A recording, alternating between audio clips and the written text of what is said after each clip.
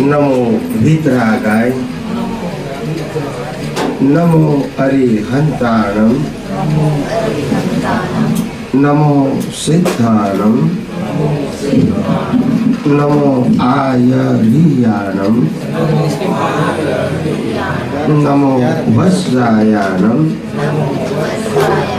नमो लोए सब्ब साहुणम् ऐसो पंच नमुकारो सब्ब पावपणासनो मंगलानंच सभ्येसि परमं हवै मंगलम्। ओम नमो भगवते वासुदेवाय। ओम नमः शिवाय। जय सच्चिदानंद। प्रत्यक्ष दादा भगवान की साक्षी में वर्तमान महाविद्य क्षेत्र में विद्यमान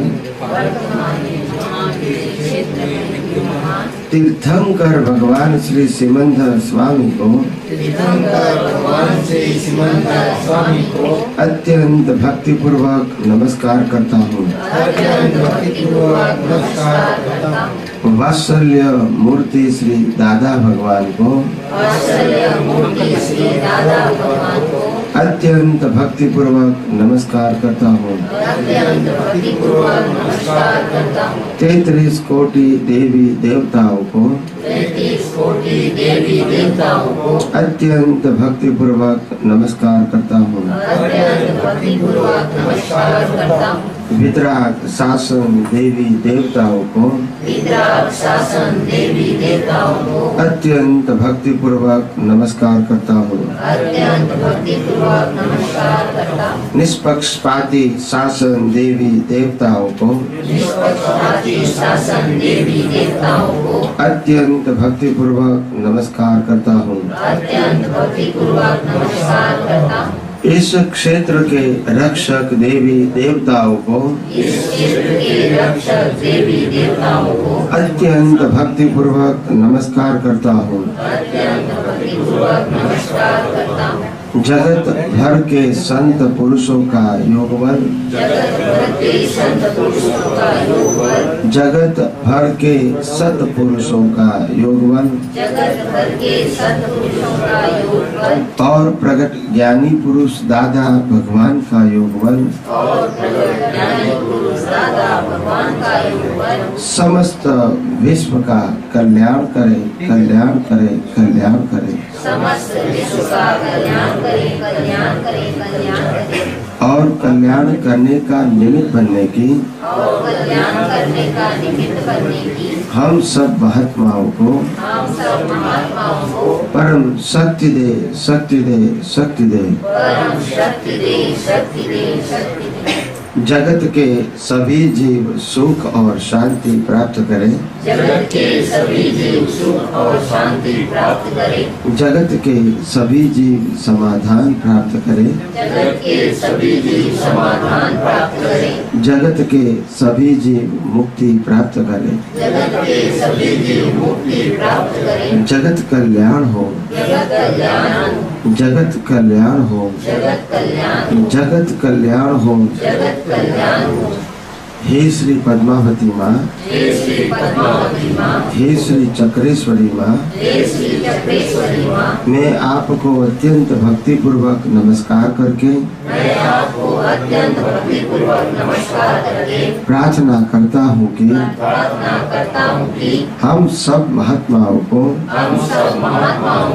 मोक्ष मार्ग के लिए लायक और सहायक संयोग प्राप्त हो, प्राप्त हो, प्राप्त हो, प्राप्त हो, प्राप्त हो, प्राप्त हो। हे श्री अम्बे माँ, हे श्री अम्बे माँ, हे श्री भद्रकाली माँ, हे श्री भद्रकाली माँ, मैं आपको अत्यंत भक्ति पूर्वक नमस्कार करके मैं आपको अत्यंत भक्ति पूर्वक नमस्कार करके प्रार्थना करता हूँ कि प्रार्थना करता हूँ कि प्राप्त मन वचन काया से प्राप्त मन वचन काया से इस ब्रह्मांड के कोई भी जीव को इस ब्रह्मांड के कोई भी जीव को किंचित मात्र भी दुख न हो, किंचित मात्र भी दुख न हो, ऐसी स्याद्वाद वाणी, ऐसी स्याद्वाद वाणी, स्याद्वाद वर्तन स्याद्वाद वर्तन और स्याद्वाद वर्णन करने की और स्याद्वाद मनन करने की परम शक्ति आपो। परम शक्ति आपको। जय सच्चिदानंद। जय सच्चिदानंद।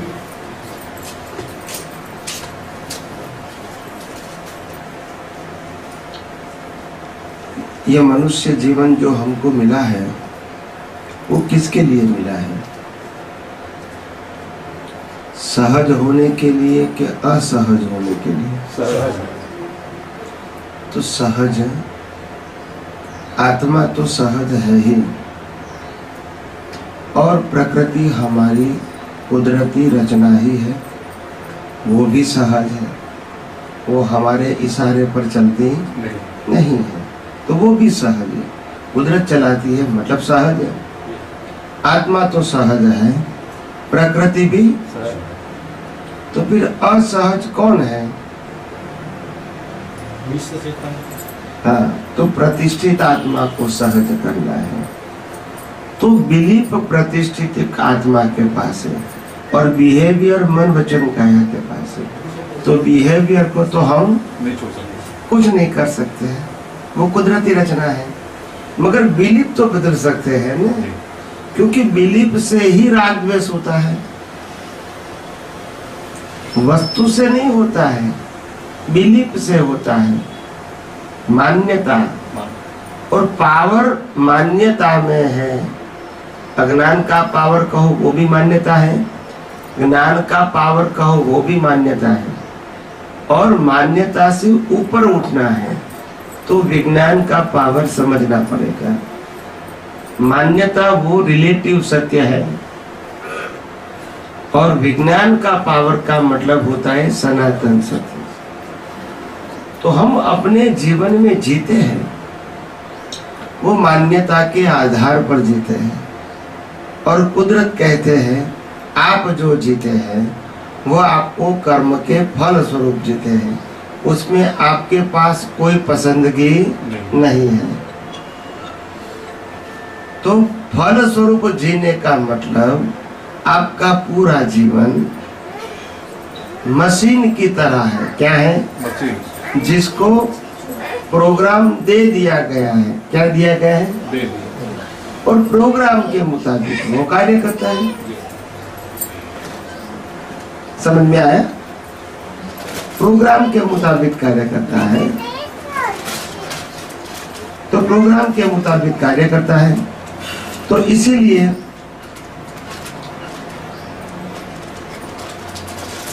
प्रकृति को तो बदलना है नहीं, मगर प्रकृति के पीछे हमारे जो बिलीफ है, वो बिलीफ दो प्रकार की है। एक तो बिलीफ हम लेके आए हैं, जो अपने आप काम करती है संजोगों में, और दूसरी बिलीफ ये है कि जहां हम स्वतंत्र हैं, वो इसकी बिलीफ के साथ जुड़ना न जुड़ना वो हमारी मर्जी होती है। बस वहां हमारा पुरुषार्थ है। इसके साथ जुड़ी हुई बिलीफ के साथ पुरुषार्थ नहीं है। ये आंखों से देखेगा और कहेगा कि ये मेरी वाइफ है, तो ये तो बोलेगा। बिलीफ तो रहेगी प्रकृति के साथ, उस बिलीफ को तो हम चेंज नहीं कर सकते। पर जो बिलीफ के अंदर जागृति है, वो जागृति को ये ज्ञान मिला है, ये विज्ञान मिला है कि मैं शरीर नहीं, मैं आत्मा हूं, और शरीर को चलाने वाला मैं नहीं। और शरीर जो भुगतान करता है वो भुगतान करने वाला भी मैं नहीं। ऐसा जिसको ज्ञान मिला है, इसकी बिलीफ मन वचन काया की भुगतान के समय कैसी होनी चाहिए?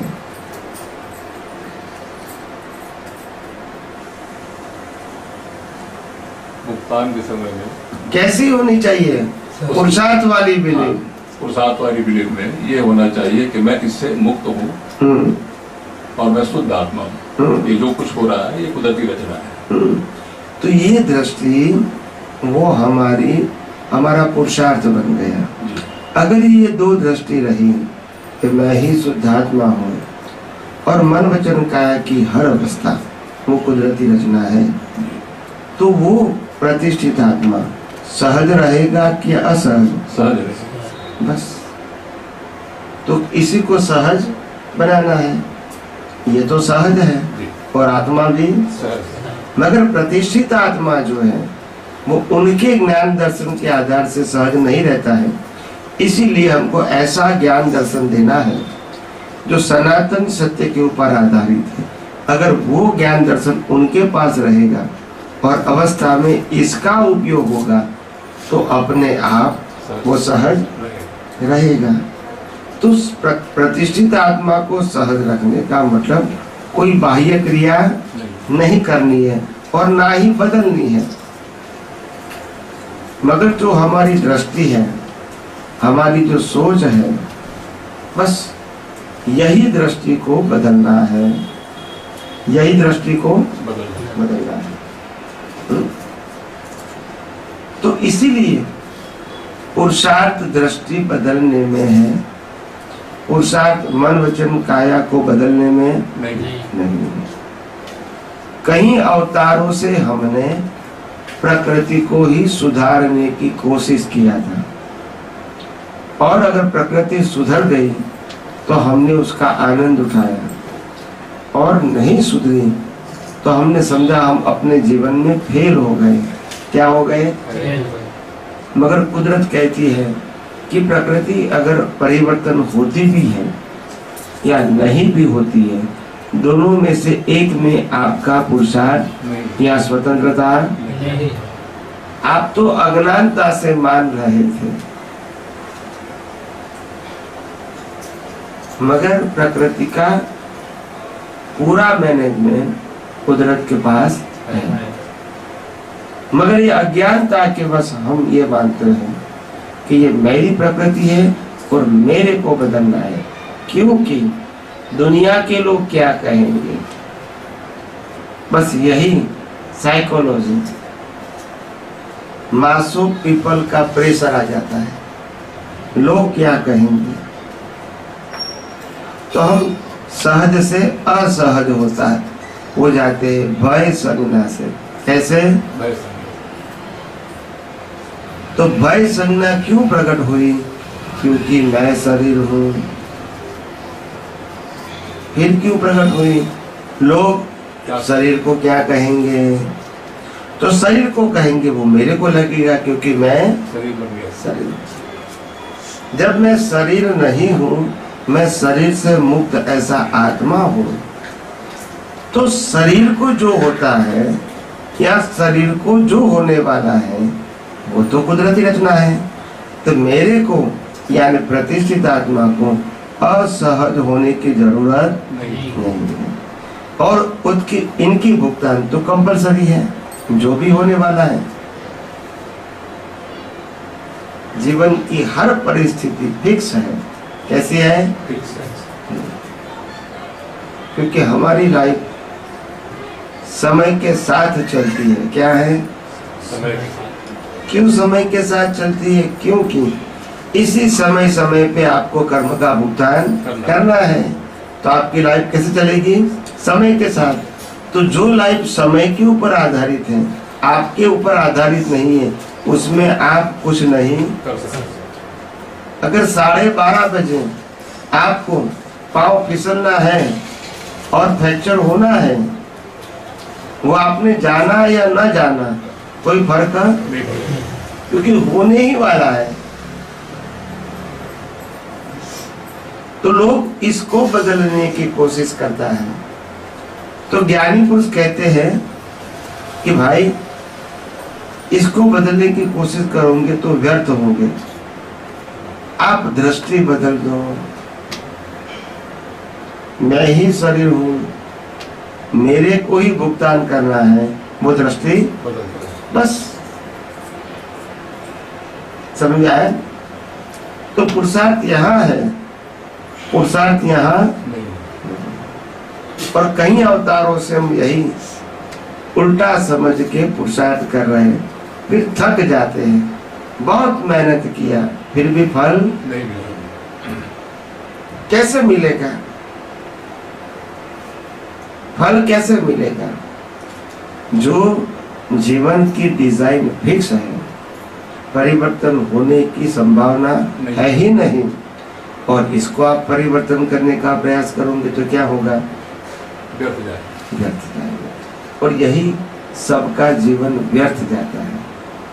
ये कहता है 70-80 साल की उम्र में कहता है मैंने बहुत कुछ किया मगर कुछ पाया नहीं। मगर ये नई बात थोड़ी है, सबके लिए यही बात है ना। जी। कोई व्यक्ति कहता है नहीं कि मैं लेके जाता हूं, तो कॉमन बात है। मगर कॉमन बात थी वो हमने युवानी के जोश से, अज्ञानता के बस इस बात को स्वीकार नहीं किया, क्योंकि हमको समझते थे हम कुछ कर सकते हैं, हम कुछ करेंगे बस। और यही मान्यता की गलती हो गई। तो यहाँ दृष्टि बदलना है। प्रकृति के माध्यम से हम कुछ नहीं कर सकते हैं, मगर प्रतिष्ठित आत्मा का काम जो दृष्टि बदलना है वो हम कर सकते हैं। इसमें कुदरत बीच में नहीं आती। तो पुरुषार्थ कहाँ करना चाहिए वो समझना चाहिए, सहज किसको बनना है वो समझना चाहिए। अननेसेसरी हम मेहनत करते हैं फिर थक जाते हैं। क्या करते हैं? थक जाते हैं। जो संसार समय समय पे इस शरीर ने बनाया है, पैदा भी वही हुआ, बड़ा भी वही हुआ, शादी भी वही करते हैं, बिजनेस भी वही करते हैं, पैसा कमाने का काम भी वही करते हैं, घर चलाने का, सामाजिक जिम्मेदारी उठाने का काम भी वही करता है। ये सब कुछ वो करता है। अभी वो करता है तो हम समझते हैं कि हम करते हैं, तो बोझ हम पे आ जाता है। तो इसीलिए ज्ञानी यही कहते हैं कि पहले आप कर्तापन का और मालिकीपन का बोझ हल्का कर दो, ताकि आपको समझ में आएगा कि वास्तव में आप कौन हो, वहां आप अपना जोर दे सकोगे। अभी इसमें जोर देंगे, इसमें तो कोई चैन नहीं होने वाला है। फिर कहते हैं बहुत ध्यान रखा फिर भी नहीं हुआ, थक गए हम। मगर ये तो होना ही था। जो होना होता है इसके लिए मेहनत की जरूरत नहीं। तो इसीलिए ज्ञानी कहते हैं कि अगर परिवर्तन लाना है तो दृष्टि में लाओ, परिवर्तन लाना है तो भाव में लाओ, क्रिया में नहीं होता। बस यही ज्ञानी पुरुष कहना चाहते हैं। समझ में आया? तो इसीलिए कहते हैं कि हमको सहज बनानी है। वो प्रकृति है आंतरिक प्रकृति, जो जिसका दूसरा नाम है प्रतिष्ठित आत्मा, जिसका तीसरा नाम है लाइव ईगो, चौथा नाम है मिश्र चेतन। इस सब कुछ ज्ञानी पुरुष ने शब्द तो बोले हैं, मगर हमारी समझ नहीं। मैं समझ दे रहा हूं, शब्द तो वही रहेगा। शब्द तो मीडिया है, ज्ञान को रखने का माध्यम। अभी आपको जिसको पूछना है पूछो।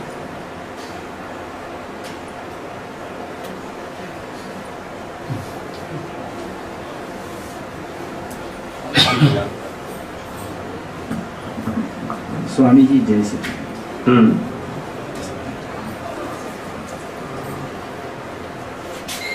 जैसे सामग्य दर्शन, उसको उदाहरण देख समझो।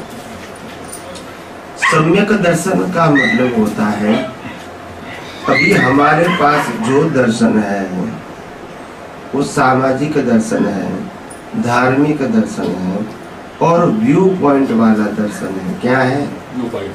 क्योंकि समाज जो है वो भी व्यू पॉइंट से चलता है, धर्म है वो भी व्यू पॉइंट से चलता है। दोनों में से एक भी सनातन सत्य नहीं है। तो वो संसार के प्रति जो हमारी दृष्टि है वो व्यवहार सत्य है, तो वो हमारा दर्शन जरूर है, मगर वो दर्शन इसको आध्यात्मिक पुरुषों ने मिथ्या दर्शन बताया। कौन सा बताया? मिथ्या दर्शन है। मिथ्या दर्शन का मतलब होता है जो सामाजिक दर्शन और धार्मिक दर्शन से नए राग द्वेष होंगे और नए कर्म बनेंगे। तो ये दोनों सामाजिक एवं धार्मिक, ये दोनों मुक्ति का मार्ग नहीं है। और इसको जहां तक मुक्ति का मार्ग समझोगे वहां तक तो बंधन ही है।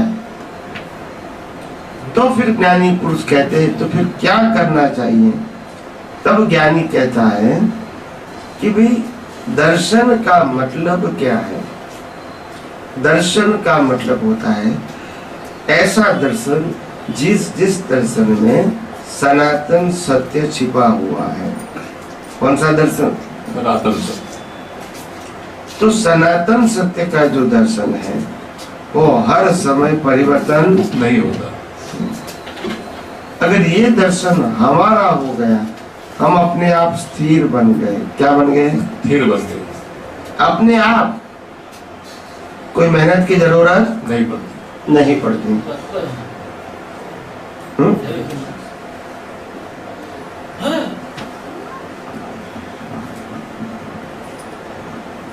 जैसा कि स्थिर बन गए, उसको थोड़ा सा उदाहरण देके थोड़ा सा। स्थिर का मतलब होता है, स्थिर का मतलब होता है कि दर्शन जहां तक हमारा रिलेटिव सत्य के ऊपर आधारित होगा, धार्मिक सत्य के ऊपर आधारित होगा, वहां तक तो पजल रहेगा ही। मगर वो दर्शन अगर आपका सनातन सत्य का हो गया, मैं कौन हूँ वो भी समझ में आ गया, ये मनोवचन काया और 5 इंद्रियों से अनुभव में आती पूरी दुनिया वो कौन चलाता है वो भी समझ में आ गया। अभी दोनों की ये दृष्टि, मैं कौन हूँ वो और ये दुनिया कौन चलाती है वो, ये दोनों सनातन दृष्टि प्राप्त करने के बाद हमारे पास होनी चाहिए। अगर वो नहीं समझ में आया तो फिर गड़बड़ है। गड़बड़ का मतलब संसार, और यही समझना है, और कोई चमत्कार नहीं है।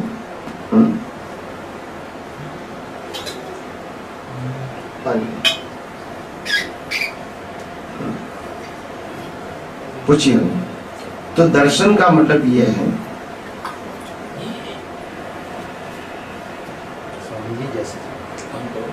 स्वामी जी जैसे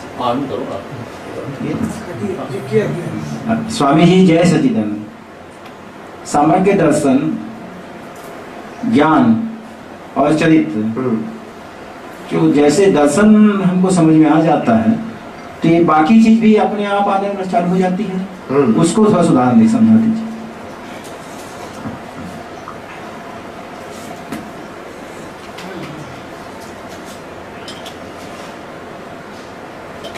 सम्यक दर्शन का मतलब होता है ये दुनिया कौन से सिद्धांतों से, कानून से चलती है, वो सम्यक दर्शन है। मैं कौन हूं वो सम्यक ज्ञान है। सम्यक का मतलब होता है शाश्वत। मिथ्या का मतलब होता है टेम्पररी। तो शाश्वत कौन है? मैं शाश्वत हूँ, शरीर शाश्वत। तो मैं शुद्धात्मा हूँ, वो सम्यक ज्ञान है, वो कभी परिवर्तन नहीं। और बाकी जो शरीर है और ये 5 इंद्रियों से समझ में आती, अनुभव में आती इंद्रियां हैं, ये शरीर और इंद्रिया से दिखता हुआ पूरा विश्व वो कौन चलाता है? कुदरत चलाता है। तो ये सम्यक ज्ञान बता सम्यक दर्शन इज इक्वल टू सम्यक चारित्र। सम्यक चारित्र का मतलब होता है बिना राग द्वेष वाला चारित्र, बिना क्रोध मान माया लोभ वाला चारित्र, बिना अज्ञान वाला चारित्र। समझ में आया? बस वो सम्यक चारित्र हो गया। तो उसमें जैसे हम इसमें कैसे स्थिर रह सकते हैं? इसमें अपने पुरुषार्थ से ही स्थिर रह सकते हैं, और वो पुरुषार्थ दृष्टि का ही है।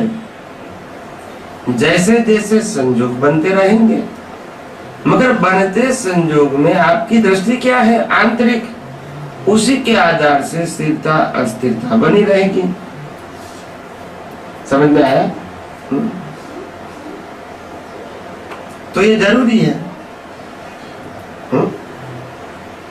तो इसीलिए कहते हैं कि जैसा जैसा ज्ञान और दर्शन का सम्यक प्रकार से उपयोग होगा, चारित्र अपने आप प्रकट होगा। मगर चारित्र, ज्ञान, दर्शन और चारित्र ये तीनों दृष्टि की बात है, बाहर दिखने की बात नहीं है। तो बाहर के साथ इसका कंपैरिजन नहीं होता चाहिए। लोग बाहर देखते हैं। तो इसीलिए जितना जितना ज्ञान दर्शन सिद्धांत के रूप में समझ में आएगा, इतना चारित्र अपने आप अनुभव में आ जाएगा। लोग बाहर के चारित्र की बात करते हैं। बाहर का चारित्र है वो समाज, सामाजिक क्रिया है। क्या है? अंदर का चारित्र है वो अनुभव क्रिया है। क्या है? अनुभव क्रिया पुरुषार्थ से आता है, और जो सामाजिक चारित्र है, बाह्य चारित्र है, वो उदय कर्म के अधीन है। क्या है? राम को भी युद्ध नहीं करना है तो भी करना पड़ता है। अभी आप इसको कौन सा चारित्र बताओगे? जिन्होंने लाखों लोगों की हिंसा कर दिया। अर्जुन ने भी लाखों लोगों की हिंसा कर दिया, तो उसके बाह्य चारित्र को कैसा चारित्र कहोगे? अच्छा कहोगे? व्यवहारिक में तो अच्छा है, व्यवहारिक में तो नहीं। वही मैं कहता हूँ, वही मैं कहता हूँ। तो इसीलिए कहता हूँ ना कि व्यवहार चारित्र वो तो उदय कर्म के अधीन। अंदर का जो आंतरिक चारित्र है वो हमारे पुरुषार्थ के, तो वहां दृष्टि का उपयोग करना पड़ेगा, तभी आपका चारित्र भी सम्यक बनेगा, या तो शुद्ध बनेगा। शुद्ध ही तो ये ज्ञान दर्शन का उपयोग की क्रिया है, ये मन वचन काय की क्रिया नहीं। नहीं है। और दुनिया उसमें फंसा हुआ है, अज्ञान में। कुदरत कहती है कि हर इंसान को मैं चलाती हूँ अपने पावर से। कैसे? अपने पावर। अभी आप कहोगे भी तुम अपने पावर से हमको क्यों चलाती हो? तो कुदरत कहती है भैया मैं हम आपको नहीं चलाती हूँ, ये जो शरीर है जो मेरा है, क्योंकि पंच महाभूतों से बना है, उनकी हर अवस्था चलाने के लिए हवा पानी खुराक वो भी मेरा है। इसको भुगतान की हर अवस्था वो भी मेरी है, और लास्ट में श्वास भी मैं ही बंद करूंगा। तो ये जो मशीन है वो तुम्हारा नहीं है, कुदरत का है, और कुदरत चलाती है। आप मानते हो ये मशीन मेरा है और मैं चलाता हूं, बस ये अज्ञानता आ गई। जब आपका है ही नहीं तो आप चलाने वाले कैसे हो सकते हैं? तो ये बात समझनी है। और यहां सब फंसे हुए हैं जी। क्योंकि देहादास आसानी से निकलता नहीं है। नहीं है। चाहे व्यवहार कार्य से या धार्मिक कार्य से, मगर कैसे भी करके मैं करता हूं, मैंने किया, वो आ ही जाएगा।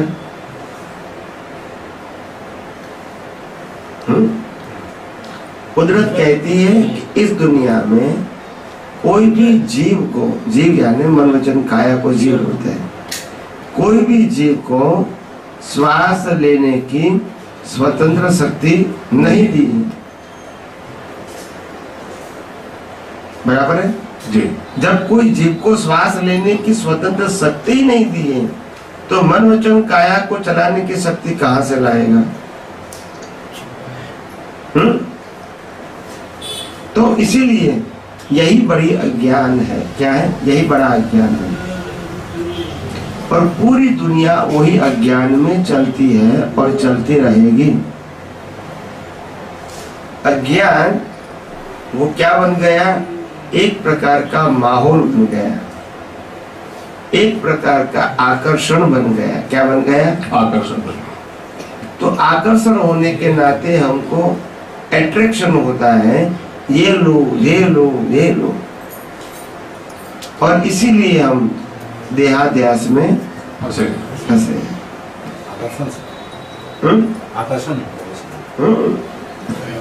आकर्षण का मतलब होता है पहले देखने में आकर्षण, सुनने में आकर्षण, स्पर्श करने में आकर्षण, स्मेल करने में आकर्षण, अलग अलग प्रकार का आकर्षण होता है। फिर ये आकर्षण खत्म हो गया, अभी मेरे को वो चीज प्राप्त करनी है, उसका आकर्षण। आप समझे? फिर फंस गया, फिर फंस गया। समझ में आया? तो इसीलिए अभी उसके अंदर आकर्षण आ गया तो अपने आप कर्म बन गए। तो कर्म क्रिया से नहीं बनते हैं, कर्म साधनों से, संबंधों से नहीं बनते हैं। कर्म अज्ञानता के भाव से बनते हैं, अज्ञानता के। और निकालना क्या है? अज्ञानता। और अज्ञानता निकालने के लिए मन वचन काया से कोई भी धार्मिक क्रिया या सामाजिक क्रिया करना जरूरी नहीं है। ये मन वचन काया तो करता ही रहता होगा, सामाजिक या धार्मिक, मगर ये उसका उदय कर्म है, पुरुषार्थ नहीं। अगर इसको पुरुषार्थ मानोगे वही आपकी अज्ञानता है, फिर सच्चा पुरुषार्थ समझ में नहीं आएगा। तो इसीलिए आध्यात्म के मार्ग में आगे बढ़ने के लिए ये सनातन सत्य को समझना, सैद्धांतिक सत्य को समझना, यूनिवर्सल ट्रूथ को समझना बहुत जरूरी है। अभी करो प्रश्न। स्वामी जी, यहाँ पे लगभग सभी लोग ज्ञान लिए हुए हैं और अभी तक के क्या एक मान्यता थी कि मन से, वाणी से, व्यवहार से जो भी दोष हुआ है उसका प्रतिक्रमण करना है और विधि करना, इसी को हम लोग पुरुषार्थ समझ रहे थे। तो इसकी विषय में थोड़ा सा स्पष्टीकरण दें ताकि सबको समझ में आए और प्रगति में आसान हो जाए। पहली बात यह है कि मैंने ज्ञान ले लिया है और ये ज्ञान लेने के बाद में जो कुछ भी कर रहा हूँ, बताए रास्ते पर मैं चल रहा हूँ, तो इसको मैं पुरुषार्थ मानता हूँ। उनमें से एक पुरुषार्थ है प्रतिक्रमण। जी जी। तो पहली बात ये है कि ज्ञान जो है वो ज्ञान क्या है? प्रकृति को सुधारने का ज्ञान है? नहीं। प्रकृति को बदलने का ज्ञान है? नहीं। या प्रकृति से मुक्त रहने का ज्ञान है? मुक्त रहने का। मुक्त रहने का ज्ञान है तो फिर ये प्रकृति को मुक्त रहने के लिए कोई भी क्रिया की जरूरत है? नहीं नहीं है। मगर आप क्रिया को पुरुषार्थ मानोगे तो मुक्त रहने का पुरुषार्थ बनेगा नहीं। बस ये गलती हो जाती है। जब आपको मुक्त ही रहने का है, मुक्त है सिर्फ रहने का है, इसकी अनुभूति करनी है आपको। मगर आप कहते हैं कि मैं तो क्रिया करूंगा, वही पुरुषार्थ है जी। बस वही गलती हो जाती है। तो क्रिया करना वो जड़ का स्वभाव है, चेतन का स्वभाव नहीं है। मगर क्रिया के साथ अज्ञानता है कि मैंने किया, वो जड़ का स्वभाव नहीं है, वो मिश्र चेतन का स्वभाव है। किसका है? मिश्र चेतन का। और मिश्र चेतन ही नए कर्म चार्ज करता है। तो जागृति यहाँ रखने की है, यहाँ नहीं रखने की। जी। और इसीलिए ज्ञानी बार बार कहते हैं कि अगर आपको मोक्ष में जाना है तो कुछ करने की जरूरत नहीं है, कर्ता भाव से। अगर आपको संसार में भटकना है तो सब कुछ करने की जरूरत है। तो ऐसा है जी। अभी पूछो कुछ।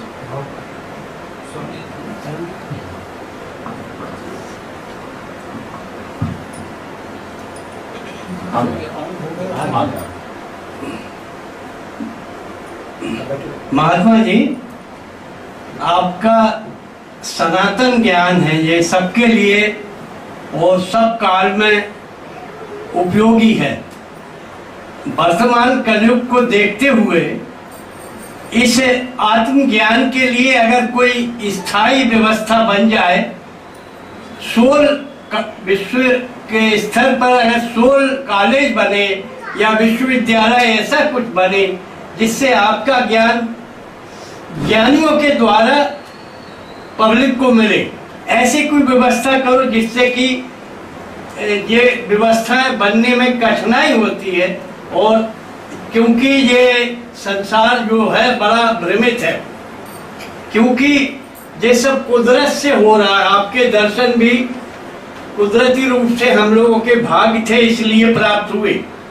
किंतु वर्तमान समय जो आ रहा है, क्योंकि बहुत से नाटककार जो है इस ज्ञान को व्यापार बना दिए, तो ऐसी स्थिति में आपके द्वारा जो एक जिसमें कोई आवरण ना आए, किसी के बंधन में ना हो, और ऐसी स्थिति में जो ज्ञान मिलेगा वो आपके रहते हुए विकृत नहीं होगा।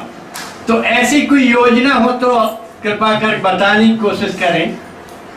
मैं बात बराबर है कि ऐसी कोई योजना है। देखो, सिंपल बात है, हजारों सालों से यही एक प्रकार की प्रक्रिया बनी रहती थी कि हमारे साधु संत सन्यासी सब साधक लोग जंगलों में, पहाड़ों में, एकांत जगह में, समंदर किनारे के पास, नदियों के पास वो साधना करते रहते थे, समाज व्यवस्था बनाते थे और व्यवस्था के भाग स्वरूप वो समाज में आते थे और प्रवचन उपदेश वगैरह देके फिर चले जाते थे। ये एक व्यवस्था थी। मगर आजकल क्या हो गया, जब साधु संत सन्यासी खुद ही संस्था और मंदिर बनाने लगे, बस तब से हिंदुस्तान में से भेदभाव शुरू हो गया।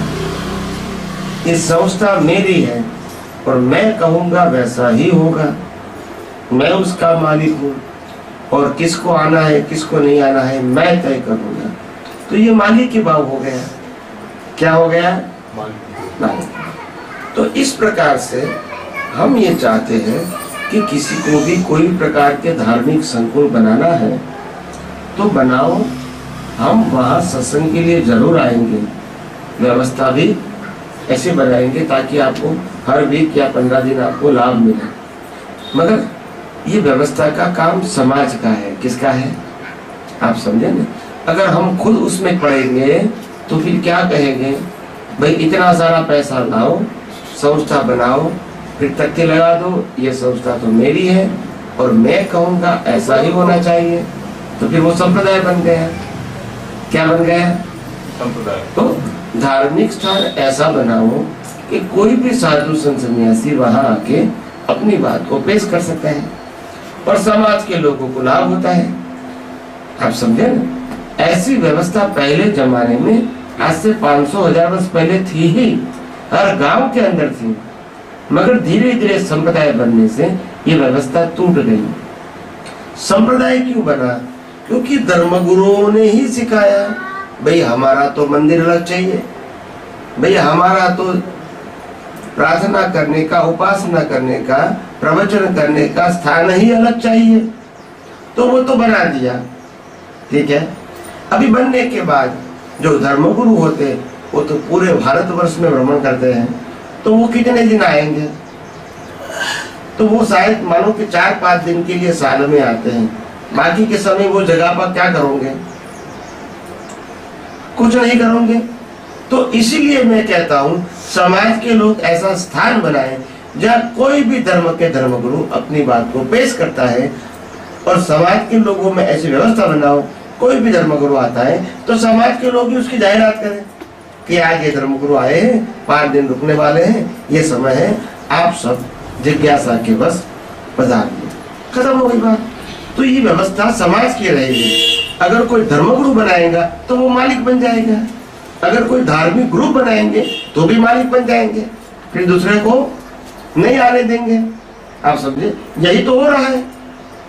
यही उसी के कारण कह रहा हूं कि जो वर्तमान समस्या है अभी क्या है कि सब अच्छे भाव से निर्मित हुए हैं, पहले से भाव अच्छे थे, लेकिन उसके बाद कोई भी व्यवस्था 50 साल में बिगड़ जाती, उसका आर्थिक मूल हो जाता है, नए नए लोगों के स्वास्थ्य जागृत होते, सब अपने अपने घर द्वार का धंधा बना लेते।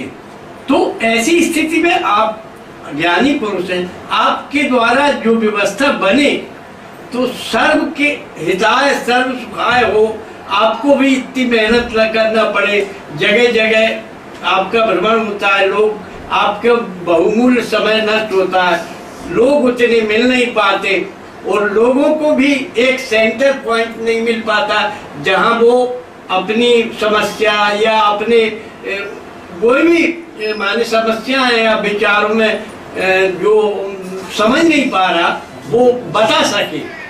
तो ऐसी स्थिति में कोई ना कोई तो व्यवस्था रखना पड़ेगी। आप वही मैं कहता हूँ कि व्यवस्था बनाने का काम लोगों का है, समाज का है, और जहाँ का समाज होता है वो ऐसी व्यवस्था बनाए ताकि हर धर्मगुरु वहाँ आ सके, और जिसमें जिसको रुचि होगी वो ज़्यादा लाभ लेंगे, वहाँ बाहर भी जाएंगे, जो जाएंगे वहाँ, और जहाँ वो होंगे वहाँ जाएंगे।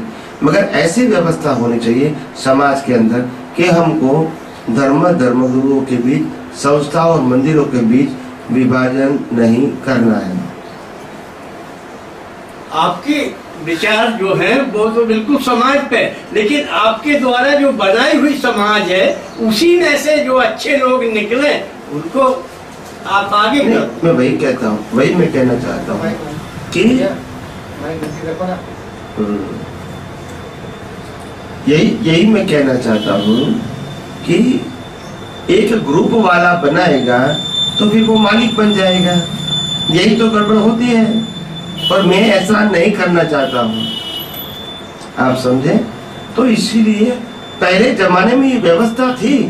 आप पुराने में गांव में चले जाओ जहाँ इतना विकास नहीं हुआ है, वहाँ आप किसी को पूछोगे भी धार्मिक स्थल कौन सा है आप गांव में, तो बोला ये मंदिर है, और मंदिर के बगल में एक स्थान है जहाँ लोग बैठते हैं, आते जाते हैं, धर्मगुरु भी वहाँ आते हैं, प्रवचन देते हैं, उपदेश देके चले जाते हैं। तो एक व्यवस्था ऐसी गांवों में पहले हुआ करती थी, जो आज भी कई इंटीरियर गांवों में चालू है। विकसित गांव हो गए, शहर हो गया, तो फिर वहाँ क्या हो गया, अलग अलग प्रकार के समुदाय बन गए, और समुदाय बनने के बाद इतनी बड़ी व्यवस्था होने के बाद फिर क्या होगा, समाज का पैसा मंदिर और संस्थाओं में चले जाते हैं, और संस्था तो 5-10 दिन के लिए होती है और खर्चा पूरे साल के लिए करना पड़ता है। नौकर चाकर, सिक्योरिटी, पुजारी, मुनीम, ये सब कुछ तो पूरे साल के लिए रखना पड़ता है। बराबर है? और लाभ तो 5-10 दिन मिलता है। तो इसीलिए ऐसी व्यवस्था समाज के जागरूक लोगों को करना चाहिए, ताकि एक ही जगह पे एक ही खर्चा में सब लोगों को, सभी धर्म को, साधु संत सन्यासियों का लाभ मिले। इनमें से लाभ मिलने के बाद जिसको उसी लाभ को आगे लेना है तो वो जहाँ होगा वहाँ जा सकेंगे। मगर यहाँ समाज के लोग यहाँ का प्लेटफॉर्म पूरा करेंगे, आगे जाओगे तो उस समाज के लोग पूरा करेंगे। मगर ऐसी कॉमन व्यवस्था होनी चाहिए ताकि आम जनता का पैसा न मंदिरों में, न संस्थाओं में और नई व्यवस्था में चले जाए। ये हर पैसा आम इंसान के लिए काम में आए और धर्म का स्थान कॉमन बना दे। क्या बना दे? आज देखो हिंदुस्तान के अंदर अगर बड़े शहरों में जाओ तो हजारों मंदिर होते हैं, हजारों संस्थाएं होती है और हजारों कार्यकर्ता होता है, और सबका पैसा एक एक संस्था में चला जाता है और संस्था चलती है 5-10 दिन। आप समझे? मगर आपका तो पैसा वेस्ट हो गया। अगर मैंने 25-50 करोड़ में एक संस्था बना दिया, मैं आऊंगा 5 दिन, अभी ये संस्था तो एक ग्रुप की है तो दूसरे वाले को तो आ नहीं सकते हैं, इसको बुला नहीं सकते हैं, फायदा क्या हुआ? तो ये रास्ता सही, और हर वर्ग के व्यक्तियों का पैसा वहां इन्वेस्ट हो जाएगा। फिर मानव समाज के लिए, जिसको हम मानवता बोलते हैं, उसके लिए पैसा नहीं होगा। जो आदमी भूखा है इसके लिए खाने का पैसा आपके पास नहीं है, जो आदमी बीमार है इसके इलाज का पैसा नहीं है, जो बच्चे के पास फीस नहीं है पढ़ाई के लिए उसका पैसा आपके पास नहीं है, क्योंकि आपका जितना पैसा था समाज का वो उन्होंने, हर समाज के लोगों ने मंदिरों में और संस्था बनाने में लगा दिया। अभी क्या होगा? समझ में आया? मेरी बात समझ में आई कि नहीं? नहीं, मेरा उद्देश्य केवल कहने का ये है कि कोई विश्व स्तर पर 16 विश्वविद्यालय इस टाइप का, माने जिसका क्षेत्र बड़ा हो, और मूल उद्देश्य इसका ये हो कि वो सर्वधर्मों, सभी संसार के धर्मों का, क्योंकि मूल तो आत्मा सब में एक सी है। शरीर धर्म सबके अलग अलग है, कुल धर्म अलग है, लेकिन आत्मा का स्वभाव तो एक ही है। तो इस पूरे ब्रह्मांड में अभी तक संसार में ऐसा कोई संस्थान नहीं है, न ऐसा कोई व्यवस्था है जहां से मूल आपको मानव धर्म मिल सके। तो आपके माध्यम से जो चीज होगी वो सर्वहिताय होगी। नहीं, इसलिए हमारा सुझाव है कि वैसे ज्ञानी पुरुष को तो सुझाव नहीं देना है, हम प्रार्थना करते हैं कि ऐसा कुछ निर्मित हो जिससे कि आपके रहते हुए उसका विकास हो और बहुत लोगों का फायदा हो जाए आपके ज्ञान से। नहीं, बराबर बात बराबर है, आपकी भावना भी बराबर है, और इसीलिए मैं कहता हूँ यही करोगे इस प्रकार से समाज के लोग इकट्ठे होकर तभी अच्छा बनेगा। क्योंकि आज क्या होता है, हर धर्म नया पैदा होता है, उनके मंदिर और संस्था बनाते थे, फिर उसकी ब्रांचेस बन जाती है, तो लोगों को पैसा कहाँ चला जाता है? उसमें चला जाएगा। फिर अभी कहेंगे कि अभी खाना देना है, बोला पैसा नहीं है, आपको पैसा देकर खाना पड़ेगा। बोला रहने के लिए जगह, तो क्या जगह है मगर आपको पैसा देना पड़ेगा। तो जो समाज ने बनाया उनके लिए भी आपको पैसा देना पड़ता है, क्योंकि समाज के पैसे वहाँ, हर समाज के पैसे चले गए तो एक ही संस्था होगी, एक ही बार पैसा चला गया। अभी हर धर्म के लोग वहाँ प्रवचन करेंगे, उपदेश देंगे, खाना पीना और रहने की सुविधा करेंगे, सबको फ्री मिलेगी। एक बार तो बना दिया है, तो मेंटेन करना है, तो डोनेटर वाले तो मिल जाएंगे, मगर हर संस्थाओं को, मंदिरों को चलाना है तो समाज के पैसे वहाँ बर्बाद हो जाते हैं। ये मेरा कहने का मतलब था। तो समाज के लोग आगे आए और बनाए, मैं तो प्रेरणा करूँगा इसके लिए, आप समझे ना? तो हर धर्म के लिए मैं कहूँगा कि सबको बुलाऊंगा बारी बारी से, कि 15 दिन आप आ सकते हैं, 15 दिन आप आओ, सब धर्म वाले को बुलाओ और एक कॉमन संस्था बनाओ। मंदिर भी कॉमन बनाओ, एक मंदिर बना दो, जिसकी मूर्ति रखना है रख दो अंदर, बस जिसको जिसकी उपासना करे वो करे, इतने सारे मंदिर बनाने से क्या फायदा? आखिर उपासना ही तो करनी है, आप समझे क्या नहीं? मगर सभी के पैसे, मूर्ति एक रखी है, मंदिर बहुत बड़ा है, बनाया है, फिर इसको बनाने के लिए पैसा, इसको मेंटेन करने के लिए पैसा, इसके सिक्योरिटी का पैसा, सब कुछ चला जाता है। समझ में आया? तो ये आम जनता के पैसा का व्यय है। क्या है? आप समझिए। तो समाज के लोग, जागृत लोग आगे आएंगे तभी बनेगा। हम तो प्रेरणा करने वाले हैं। क्या है? स्वामी जी, लेकिन संस्था तो सांप्रदायिक हो गया है ना, तो उससे सब लोगों को लाभ कैसे मिलेगा? इसीलिए मैंने कहा ना कि एक संप्रदाय एक संस्था में दूसरे संस्था के लोग नहीं आ सकते। मैंने वही तो, क्या मतलब है? मैंने वही तो कहा कि संप्रदाय वाले लोग नहीं बनाए, हर धर्म वाले लोग इकट्ठा करके अपनी सोच रखे कि इस प्रकार से हमको कॉमन संस्था बनानी है। संस्था के कोई मालिक नहीं रहेगा और संस्था का संचालक भी कोई व्यक्तिगत रूप से नहीं रहेगा, मगर हर धर्म वाले को कहेंगे कि भी आपके भी धर्मगुरु बुला सकते हो, आपके धर्मगुरु बुला सकते हो, सबको डेट दे दो, आते जाते रहेंगे, सबको लाभ मिलेगा। एक ही जगह, एक ही मंदिर, एक ही संस्था, और बाकी रहने का, खाने पीने का आप समाज में व्यवस्था कर दो। तो जो पैसा मंदिरों बनाने में, संस्था बनाने में लगे थे, वो यहाँ लग जाएंगे। लोगों को खाना पीना भी मिलेगा, रहना भी मिलेगा, बच्चे को फीस मिलेगी, आप समझे ना, गरीब लोगों को अनाज मिलेगा। तो ये बाकी के पैसे आप समाज के लिए यूज कर सकते हो। अगर यहाँ हमने संस्था बना दिया, फिर 10 धर्म वाले ने 10 संस्था बना दिया, पैसा कहाँ से आया? समाज से। तो समाज का पैसा चला गया। अभी एक संस्था बना दिया, बोला साल में स्वामी जी एक बार आते हैं 5 दिन के लिए, बाकी संस्था तो बंद रहती है। तो पुजारी का खर्चा, सिक्योरिटी गार्ड का खर्चा, एक थोड़ा टूट फूट होता है, रिपेयरिंग का खर्चा, लाइट का खर्चा, इंश्योरेंस का खर्चा, सब तो करना ही पड़ता है आपको। तो इतनी बड़ी संस्था 5-10 करोड़ में बना दिया, फिर यूज होती है 5 दिन और बाकी के दिन नहीं यूज होती है, क्योंकि उस संस्था वाले दूसरे को देते हैं नहीं है। तो फिर क्या करोगे? वही गलती हो जाएगी। इसीलिए कॉमन बनाओ, मंदिर भी कॉमन बनाओ, इतने सारे प्लेटफॉर्म बना दो जिसको जो मूर्ति लानी है ये साइज में ला के रख सकते हैं। साइज समझते हैं? तो इसकी स्पेस भी बना दो, 15-20 स्पेस। कोई कहता है मेरे को माता जी लाना है तो ये साइज में लाओ, कहता राम की लाना इस साइज में लाओ, कृष्ण की लाना इस साइज में लाओ, सभी अपने यूनिफॉर्म में रहेगी। जिसको जिसकी उपासना करनी वो कर सकते हैं। मगर इतने सारा मंदिर बना के पैसा खर्च करना, व्यय करना, बनाने में भी व्यय करना, मेंटेन करने में भी व्यय करना, और समाज के लोग फिर टूट जाते हैं। बोला हमने तो 50 लाख दे दिया, 25 लाख दे दिया, अभी कहाँ से लाएंगे पैसा? तो लोगों की भी तो मर्यादा होती है ना, कहाँ से लाएंगे? तो इसीलिए मैं कहता हूँ ये समाज के लोगों की सोच की बात है। मैं तो गाइड कर सकता हूँ, क्या कर सकता हूँ आप समझे? मेरा काम संस्था बनाने का नहीं है, मेरा काम तो यही है।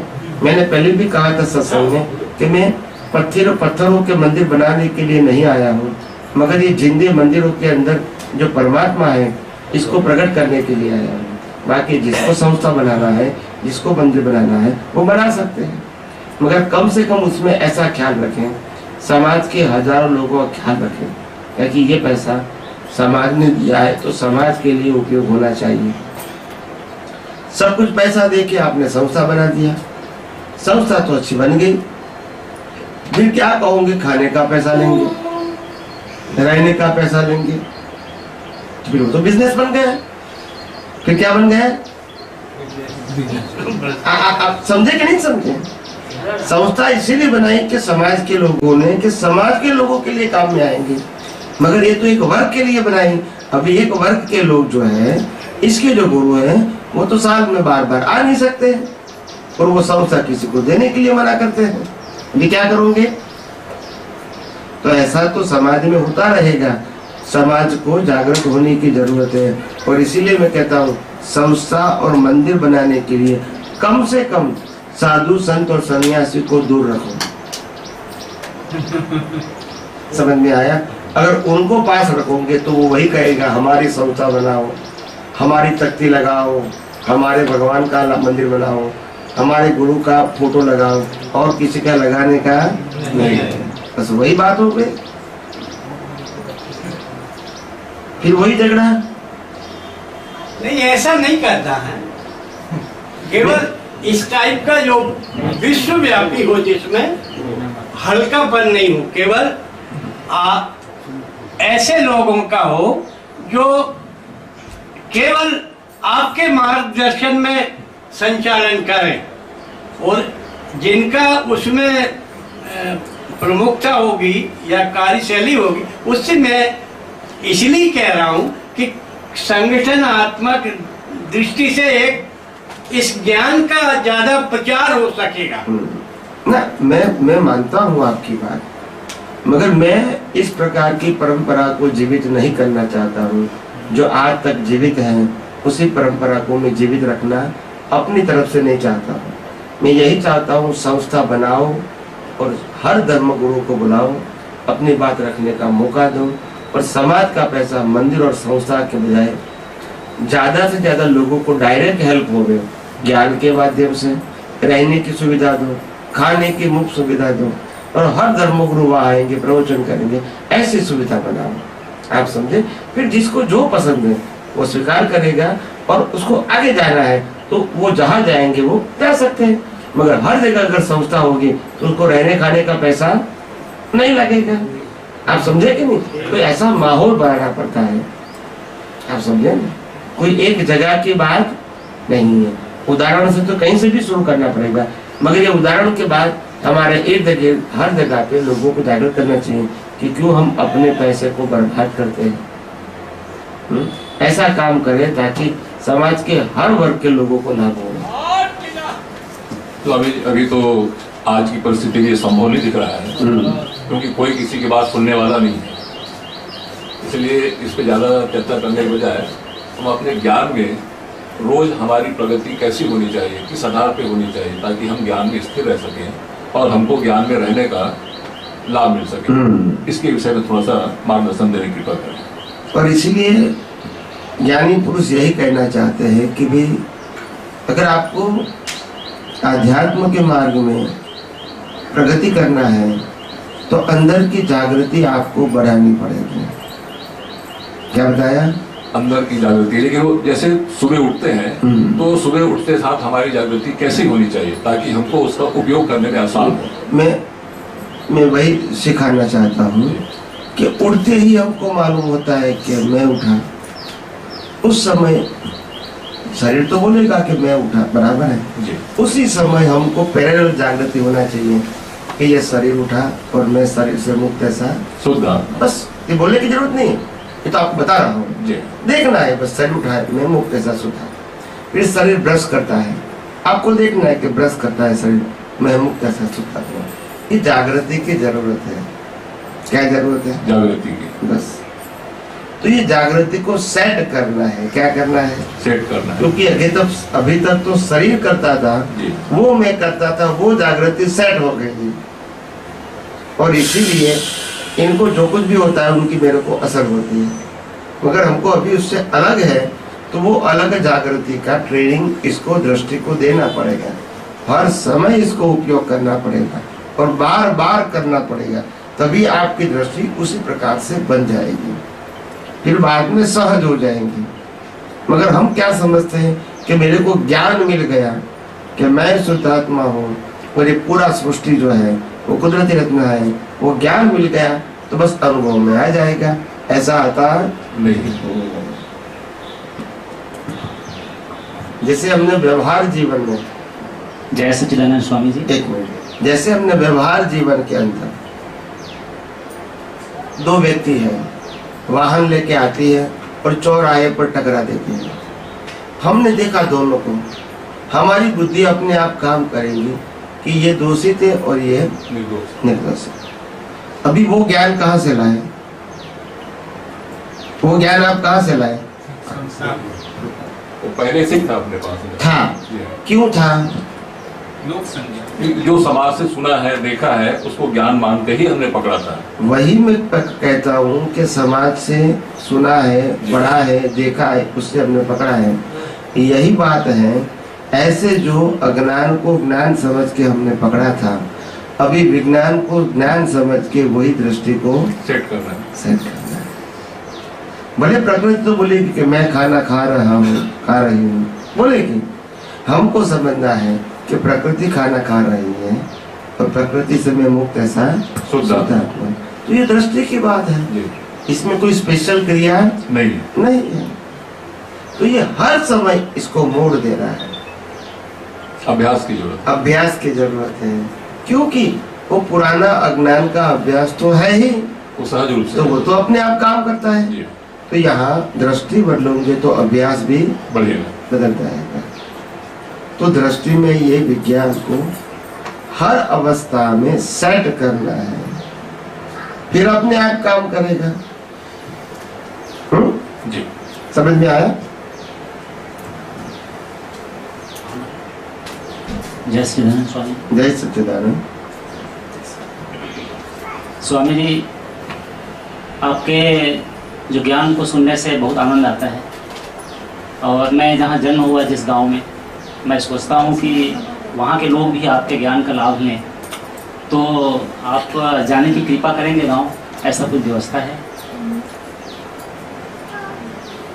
अभी ये समय तो प्रोग्राम फिक्स हो चुका है। नहीं, भविष्य में। हाँ वो कर सकते हैं, वो आप इनको बताओगे। जी, वहाँ का जो भी अरेंजमेंट रहेगा, मेरा रहेगा, गाँव वाले का, भविष्य में कर सकते हैं। जी क्यों नहीं कर सकते? जरूर कर सकते। मेरा एक ही काम है, मैंने कहा मेरा एक ही मकसद है, यही कि दुनिया में हजारों मंदिर और हजारों संस्थाओं बनाने के बदले हर व्यक्ति ही मंदिर बन जाए जी, और ऐसा मंदिर बन जाए कि वो निष्पक्षपाती रहे। क्या रहे? निष्पक्षपाती रखेंगे। आप समझे ना? जी और हर मंदिर में अगर बना हुआ है तो उसमें जाए भी, जी वो मेरा तेरा गलत सही का भेद नहीं निकाले। हर धर्मगुरु को रिस्पेक्ट दे, मगर ज्ञान कौन सा मेरे को अनुभव करना है वो खुद सोचे। जी मगर किसी को गलत कहे बिना, क्या बताया? जी आप समझे? जी तो इसीलिए जो समाज के अंदर जो आज धर्म गुरुओं के बीच और अनुयायियों के बीच जो कट्टरता बनी हुई है वो नहीं होनी चाहिए। जी कम से कम अगर हम धर्म को समझे या न समझे, आध्यात्म को समझे या न भी समझे, मगर कम से कम हमारे मन में एक दूसरे के प्रति इंसानियत तो होनी ही चाहिए। जी धर्म के नाम पर कट्टरता खड़ी करके मारा मारी करना, झगड़ा करना, कोर्ट केस करना, आप वो- समझे ना? वो धर्म एक नहीं। दूसरे को नीचे दिखाने की कोशिश करना, कम से कम ये तो अच्छा नहीं। नहीं। अच्छा स्वामी जी, मेरे मन में एक जिज्ञासा होता है, आत्मा और परमात्मा क्या है, और भगवान और ईश्वर में क्या अंतर है? पहली बात है आत्मा और परमात्मा क्या है। आत्मा वो भगवान के परमात्मा के नाम की संज्ञा है। क्या है? परमात्मा के नाम की संज्ञा समझते हैं? नहीं समझ। जिससे पहचान होती है। जैसे व्यक्ति को मैं वाइफ कहता हूँ तो वाइफ शब्द क्या है? संज्ञा है। संज्ञा है ना। व्यक्ति तो व्यक्ति है। जी। मैं कहूँगा मेरी वाइफ है, उसके पिता कहेंगे मेरी लड़की है, बच्चा कहेगा मेरी माँ है। तो ये शब्द संज्ञा के रूप में दिया गया। क्या बताया? संज्ञा के रूप में दिया गया। तभी तो पहचान होगी ना, जी तभी तो व्यवहार बनेगा ना। जी। तो इसीलिए आत्मा वो परमात्मा का शब्द ज्ञान है। क्या है? परमात्मा का शब्द ज्ञान, टाइटल। जब वो आत्मा की संपूर्ण अनुभूति हो जाती है तो वही परमात्मा है। आत्मा ही परमात्मा है। तो और क्या? अच्छा। 5 साल के बच्चे को आप बच्चे कहोगे, आप समझे? जी फिर स्कूल में पढ़ेंगे तो स्टूडेंट कहोगे, उससे आगे कहोगे तो बोला ये कॉलेज में पढ़ता है, फिर जब डिग्री लेगा तो आप कहोगे डॉक्टर है। तो व्यक्ति तो एक ही है। क्रमिक तो विकास। 5 साल के बच्चे को आप डॉक्टर नहीं कहोगे और 30 साल के बच्चे को आप डॉक्टर कहोगे, क्योंकि उन्होंने वो मैच्योरिटी पाई। तो यहाँ आत्मा है, वो एक ज्ञान है कि भी मैं शरीर नहीं, मैं आत्मा हूँ, यानी मैं चेतन हूँ। तो चेतन का नाम दिया शरीर, आत्मा दे दिया। अभी वो चेतन की अनुभूति हो गई तो आप खुद ही परमात्मा बन गए। चेतन का मतलब होता है वो चेतन है, अविनाशी है और सर्व प्रकार की अनंत शक्तियों से वो व्याप्त है। माने आत्मा जो है परम अवस्था में पहुंच चुका है, तो वो परमात्मा है। तब परमात्मा हो। अगर परम अवस्था नहीं है, सिर्फ ज्ञान है, जी। तो वो आत्मा है। जी। यानी आत्मा और परमात्मा दो अलग नहीं है। जी। आत्मा में परमात्मा दोनों अलग अलग व्यक्ति की अनुभूति की अवस्था है। जब अनुभूति नहीं है तो कहूँगा मैं आत्मा हूँ, अनुभूति हो गई तो मैं ही परमात्मा हूँ, फिर आत्मा बोलने की भी जरूरत नहीं रहेगी। जी। तो ये आत्मा और परमात्मा की बात हुई। अभी आपने दूसरा प्रश्न किया, भगवान और ईश्वर। ईश्वर। भगवान और ईश्वर क्या है? भगवान और ईश्वर दोनों एक ही स्टेटस की दो परिभाषा है, दो टाइटल है। भगवान भी वो है, ईश्वर भी वो है। मगर हम भगवान और ईश्वर को नहीं समझ सके, इसीलिए दुनिया चलाने वाले को हमने भगवान या ईश्वर मान लिया, जी। गॉड मान लिया। आप समझे? क्योंकि हमारे पास भगवान या ईश्वर की परिभाषा नहीं थी। जब आपको समझ में आ गया कि भगवान और ईश्वर कौन है, इसकी परिभाषा समझ में आ जाएगी, तो फिर आप कोई व्यक्ति को भगवान या ईश्वर नहीं कहोगे। आप समझे? मगर ये नहीं जानोगे, वहां तक तो कहोगे, और दुनिया तो ऐसे ही चलेगी। तो आखिर भगवान हम किसको कहेंगे? तो मैं आपको 4 प्रश्न करूंगा, आपको सिर्फ उत्तर देना है शॉर्ट में, हाँ या ना। तो सबसे पहला प्रश्न है, भगवान नामी होता है या अनामी? हाँ, नामी। नामी होता है। जिसका नाम है इसका नाश है, वो भी आपको मालूम है। जी। मतलब भगवान विनाशी है। बोलिए। भगवान जैसे हम बोले कि जैसे बुद्ध हैं, महावीर भगवान बोले, तो वो तो माने शरीर तो उनका माने खत्म तो हुआ। नाम तो शरीर का होता है ना, जी। इसलिए मैंने पूछा जी। कि भगवान नामी होते क्या नामी होते? तो फिर अनामी हो गए। बस सिंपल बात है ना। जी। नाम कहोगे तो बॉडी आ जाएगी, बॉडी तो परमानेंट होती नहीं। किसी की भी, महावीर की भी ले लो, जी। कृष्णा की भी ले लो, बॉडी परमानेंट रहेगी। नहीं। तो भगवान नामी नहीं होता है, अनामी होता है। फिर दूसरा प्रश्न, भगवान रूपी होते हैं कि अरूपी? अरूपी। बराबर है। तीसरा प्रश्न है, भगवान जन्म मरण वाले होते हैं कि अजन्म अमर? अजन्मा। और चौथा और अंतिम प्रश्न, भगवान टेम्पररी होते हैं या परमानेंट? परमानेंट। तो अगर आपने कहा भगवान अरूपी है, अनामी है, जन्म मरण से पार है और परमानेंट है, अगर ये उत्तर दोगे तो कोई भी नाम दोगे तो ये चलेगा? कोई भी नाम दोगे तो नामी का मतलब रूपी, मतलब जन्म मरण, मतलब टेम्पररी, तो चारों मार्क्स, चारों चीज में फेल हो जाओगे आप। नहीं समझ में आया? जी। अगर आपने व्यक्ति को बिठा दिया भगवान के नाम में, तो आप चारों प्रश्न में फेल हो जाओगे। क्योंकि नाम दिया मतलब नामी हो गया, फिर रूप हो गया, फिर जन्म मरण हो गया और फिर टेम्पररी हो गया। तो चारों में से एक भी प्रश्न में आप सही नहीं हो, नाम कोई भी ला दो। तो प्रिंसिपल हो गया, भगवान नाम रूप नहीं हो सकते हैं। बराबर है कि नहीं? जी। तो जिसका नाम नहीं है, जिसका रूप नहीं है, जिसका जन्म मरण नहीं है और जो परमानेंट है, वो कौन है कि जिसको हम भगवान कहेंगे? आत्मा। तो वो आत्मा है। जी। आत्मा ही परमात्मा है। जी। जब आत्मा को आप भगवान मानोगे तो फिर वो अनामी है, अरूपी है, जन्म मरण से पार है और शाश्वत है। तो उसमें कोई बाधा नहीं आएगी। और वो एक व्यक्ति के रूप में नहीं है, वो तो हर व्यक्ति के अंदर चेतन के रूप में है। जी। तो उसमें कोई संप्रदाय की बात नहीं आएगी, मेरे तेरे की बात नहीं आएगी, ऊपर नीचे की बात नहीं आएगी। मगर व्यक्ति लगा दोगे तो फिर यही पजल होगा। जी। आप समझे? जी। तो इसीलिए भगवान कहो, ईश्वर कहो, अल्लाह कहो, गॉड कहो, वो एक ही है और वो है आत्मा। और आत्मा ही जब अनुभव आता है तो वो परमात्मा बन जाती है। आप समझे? जय श्री राम। जय सच्चिदानंद। और कुछ प्रश्न करना है तो करो। हाँ प्लीज।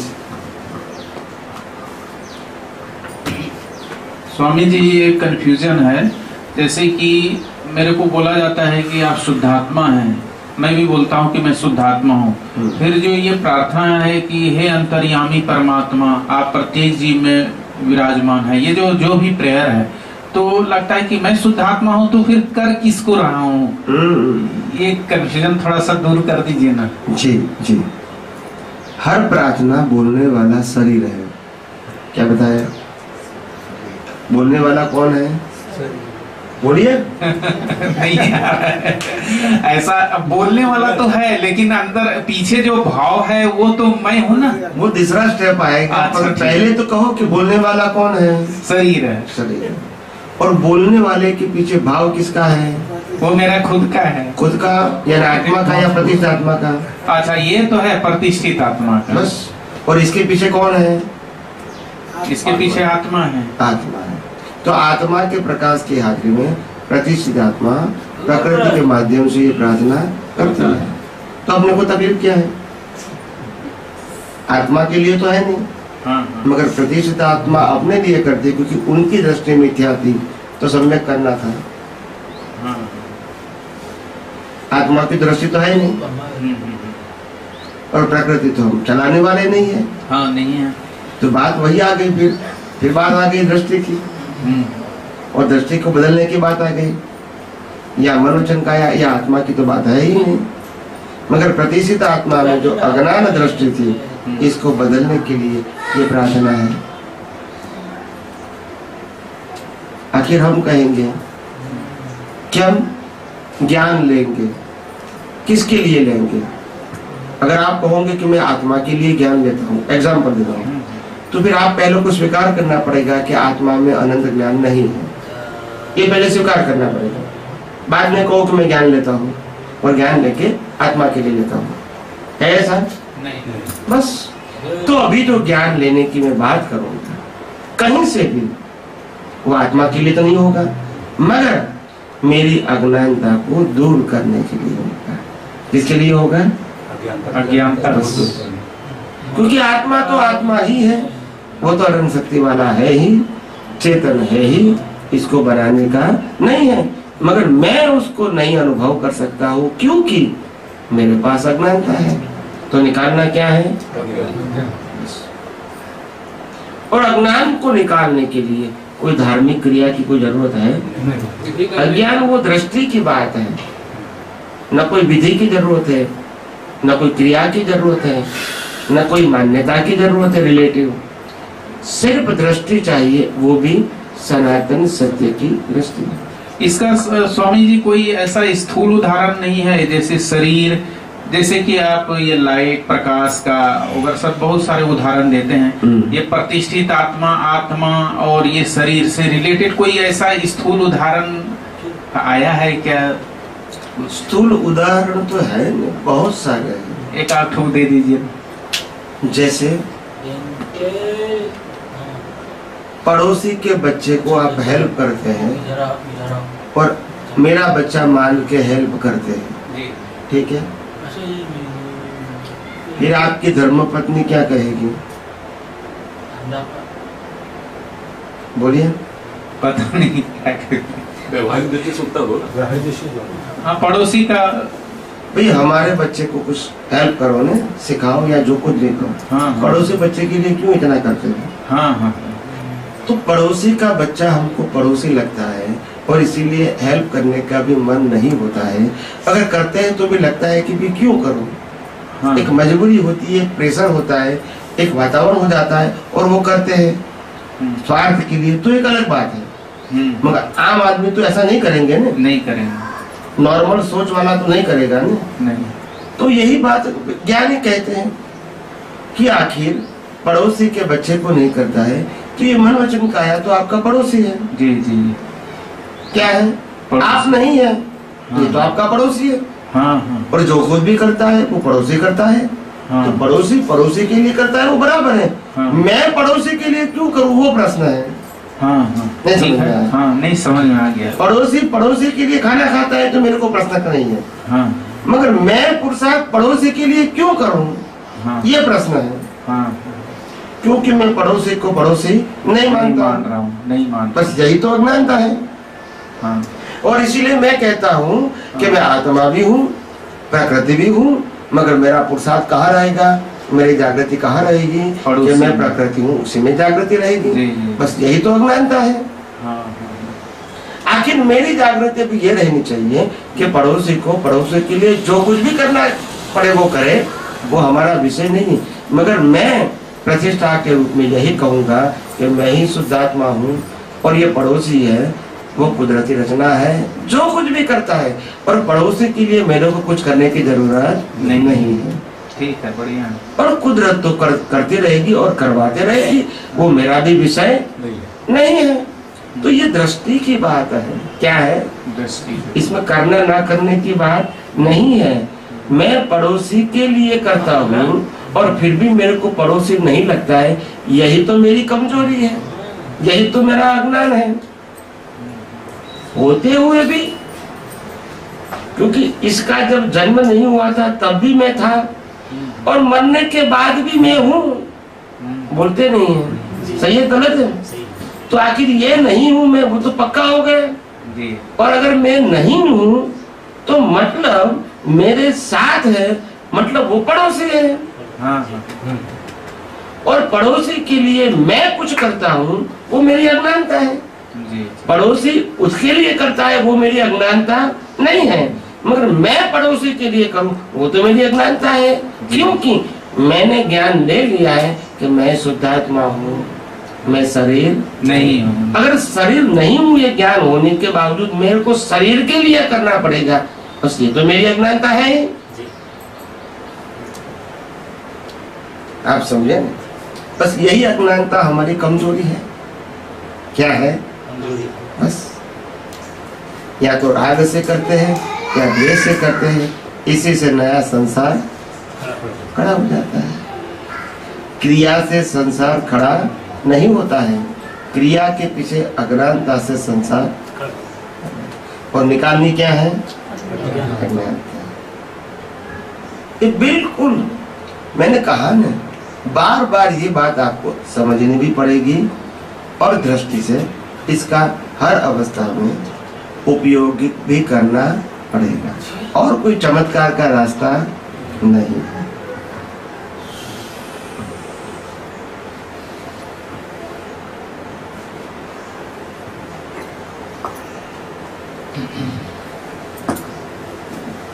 स्वामी जी, ये मन वचन काया में नहीं हूँ, इसको थोड़ा सा एग्जाम्पल के सहित में ऐसा सिद्ध करिए ताकि लोगों की भ्रांति निकल जाए। बुद्धि से समझ में तो आ गया है कि मैं मन वचन काया नहीं हूँ, लेकिन फिर भी मन वचन काया का व्यवहार हो ही जाता है, तो उसको थोड़ा सा एग्जाम्पल के साथ बताइए कि मैं मन वचन काया में कैसे नहीं हूँ। देखो, ये मन वचन काया जो है, अगर पूरा बिगिनिंग से लेके एंड तक समझने की कोशिश करेंगे, शुरू से अंत तक, तो हम समझेंगे कि ये शरीर की डिजाइन किसने बनाई। हर शरीर की डिजाइन जो है, जो कॉमन है, क्या है? कॉमन। सभी व्यक्तियों की आकृति कॉमन है जी। और अंदर के ऑर्गन्स भी, एक जैसे। फिजिकल सिस्टम भी कॉमन है सबकी, जी। तभी डॉक्टर काम कर सकेगा। सबकी अलग अलग सिस्टम होगी तो क्या होगा? नहीं कर सकते। डॉक्टर काम करेगा? नहीं। नहीं करेगा। तो सबकी बाहर की आकार और अंदर की सिस्टम दोनों कॉमन है। जी। तो ये कॉमन सिस्टम किसने बनाई? इंसान ने बनाई? नहीं। इंसान तो बना नहीं सकता है, जी। तो किसने बनाई? कुदरत ने बनाई। अभी कुदरत ने बनाई क्योंकि आपके कर्मों की भुगतान इसी मशीन के माध्यम से आपको करना है। मिलेगा। अगर ये मशीन नहीं होता तो आप भुगतान नहीं कर सकते। नहीं कर सकते। तो इसीलिए कुदरत ने उसकी डिजाइन बनाई। जी। डिजाइन बनाने के बाद ये फिजिकल फॉर्म बनाया। वो भी फॉर्म कैसे बना? पंच महाभूतों से, पृथ्वी, पानी, वायु, अग्नि, आकाश। इसका रॉ मटेरियल भी कुदरत का है। जी। ये बॉडी का रॉ मटेरियल किसका है? कुदरत का। डिजाइन भी कुदरत की, रॉ मटेरियल भी कुदरत का। अच्छा, फिर ये बॉडी तो बना दिया, मशीन तो बना दिया, मगर मशीन को मेंटेन करने के लिए, मेंटेन का मतलब होता है जीवित रखने के लिए, चलाने के लिए इसको मिनिमम जो चाहिए, क्या चाहिए? हवा, पानी, खुराक, वो भी कौन देता है? कुदरत देता है। डिजाइन कुदरत की, बनावट कुदरत, रॉ मटेरियल भी कुदरत का, इसको मेंटेन करने का हवा, पानी, खुराक भी कुदरत देता है ताकि वो बॉडी जीवित लगता है। ठीक है, इसके आगे आप जाओगे तो बॉडी तो बना दिया, बॉडी मेंटेन भी हो रही है, मगर इसको भुगतान करने के जो संजोग है, पाप और पुण्य के कर्मों के संजोग, वो हर अवस्था भी कौन देगा? कुदरत ही देगा। वो भी कुदरत देगा। मेरे को पाप और पुण्य की भुगतान करनी है तो संजोग कौन देगा? कुदरत देगा। कुदरत देगा। मेरे को पैसा मिलने वाला है तो वो संजोग कौन देगा? कुदरत देगा। मेरा हाथ पांव टूटने वाला है तो संजोग कौन देगा? कुदरत देगा। तो पाप और पुण्य की भुगतान का संजोग भी कुदरत देते हैं। तो ये मशीन की डिजाइन कुदरत की, मशीन का रॉ मटेरियल कुदरत का, मशीन का मेंटेनेंस भी कुदरत करते हैं, मशीन के भुगतान की अवस्था भी कुदरत देती है, और लास्ट में श्वास भी कौन बंद करता है? कुदरत ही बंद करता है। तो ये मशीन जो है कुदरत ने बनाया हुआ है, वो मशीन का, उसका बनाने वाला यानी क्रिएटर, चलाने वाला ऑपरेटर, और अंत लाने वाला destroyer. Creator, operator and destroyer, ये तीनों कौन है? कुदरत ही। कुदरत है। और जब मर जाएगा तो ये शरीर की हर राख पंच महाभूतों में विलीन हो जाएगी, क्योंकि पहले भी कुदरत का था, आज भी कुदरत का है, और बाद में भी कुदरत का ही रहेगा। तो ये पूरा मशीन जो है वो मशीन कुदरत मेड है। क्या है? कुदरत में। कुदरत मेड भी है और कुदरत ऑपरेट भी करता है। जी। क्या करता है? ऑपरेट भी करता है। और इसका एंड भी कुदरत ही करता है। तो जो कुदरती रचना से बना हुआ ये मशीन है, कुदरती रचना से चलता हुआ ये मशीन है, ये मशीन को मालिक मैं हूँ ऐसा कैसे बोल सकता हूँ? जी। आखिर मशीन ही मेरा नहीं है, मशीन को चलाने वाला भी मैं नहीं हूँ, मशीन को मेंटेन करने वाला भी नहीं हूँ, और मशीन को हर अवस्था देने वाला भी मैं नहीं हूँ, और इसका एंड लाने वाला भी। नहीं। तो फिर मैं मशीन हूँ, ये कहाँ आया? बस भ्रांति हो गई। क्या हो गई? लोक मान्यता से, लोक संज्ञा से भ्रांति हो गई। मैं ही शरीर हूँ, मैं ही नामधारी हूँ, और लोगों ने पक्का भी कर दिया, क्योंकि नाम से बुलाएंगे तो अपने आप नामधारी हो जाओगे। बराबर है कि नहीं? जी। तो इसीलिए गलती यहाँ होगी। है तो मशीन, नाम भी मशीन का है। स्वामी जी, यहाँ पर जैसे आपने बोला गॉड, ऑर्गेनाइजर, डिस्ट्रॉयर और एक और ऑपरेटर, सृजन करने वाला, चलाने तो वाला। ये सब कुदरत करता है बोले आप। तो God is a nature? God नहीं करती है। नहीं, अभी आपने बताया कि कुदरत करता है। हाँ, कुदरत बताया मैंने, जैसे आपने और गॉड की व्याख्या पहले दे दी है। जी, शब्द में मत पढ़वा, GOD करके। GOD आपने बोला, गॉड माने जनरेटर, ऑपरेटर एंड डिस्ट्रॉयर आपने बताया अभी, ये सब कुदरत ही करता है। हाँ, तो कुदरत गॉड हो गया क्या? नहीं, गॉड तो मैंने पहले बता दिया, आत्मा वो भगवान है। नहीं, वो तो बताए थे। हाँ। अभी आपने जो बताया कि कुदरत ही सब करता है, शरीर को भी दिया है, और डिस्ट्रॉयर भी एक कुदरत करता है, ऑपरेटर भी कुदरत करता है, तो GOD गॉड हो गया। वो हो गया है, मगर वो गॉड है नहीं, मगर लोगों को समझ में नहीं आया, इसलिए उसको गॉड बना दिया। कुदरत को नहीं समझे तो कुदरत को टाइटल दे दिया गॉड। गॉड तो जैसे मैं, परमात्मा को टाइटल दिया आत्मा, तो कुदरत को टाइटल दे दिया गॉड, क्योंकि समझ में नहीं आया। तो फिर क्या करेंगे? जब आत्मा की अनुभूति नहीं हुई तो इसको आत्मा बोल दिया। यही चीज भ्रांति में है। यही चीज तो भ्रांति है। जी। कुदरत कुछ भी नहीं है। कुदरत का मतलब होता है ये दुनिया 6 सनातन तत्वों से बनी हुई है। क्या बताया? 6 सनातन तत्वों से बनी है। और 6 सनातन तत्व न कभी सर्जन होते हैं न कभी विसर्जन होते हैं, क्योंकि वो शाश्वत है। सनातन का मतलब शाश्वत। तो 6 तत्व जो 5 तत्व है और छठवां तत्व कौन सा है? आत्मा। जी। 5 तत्व कौन सा है? क्षितिज जल पावक गगन समीर। ये सब जड़ तत्व है, जी। जड़ तत्व है।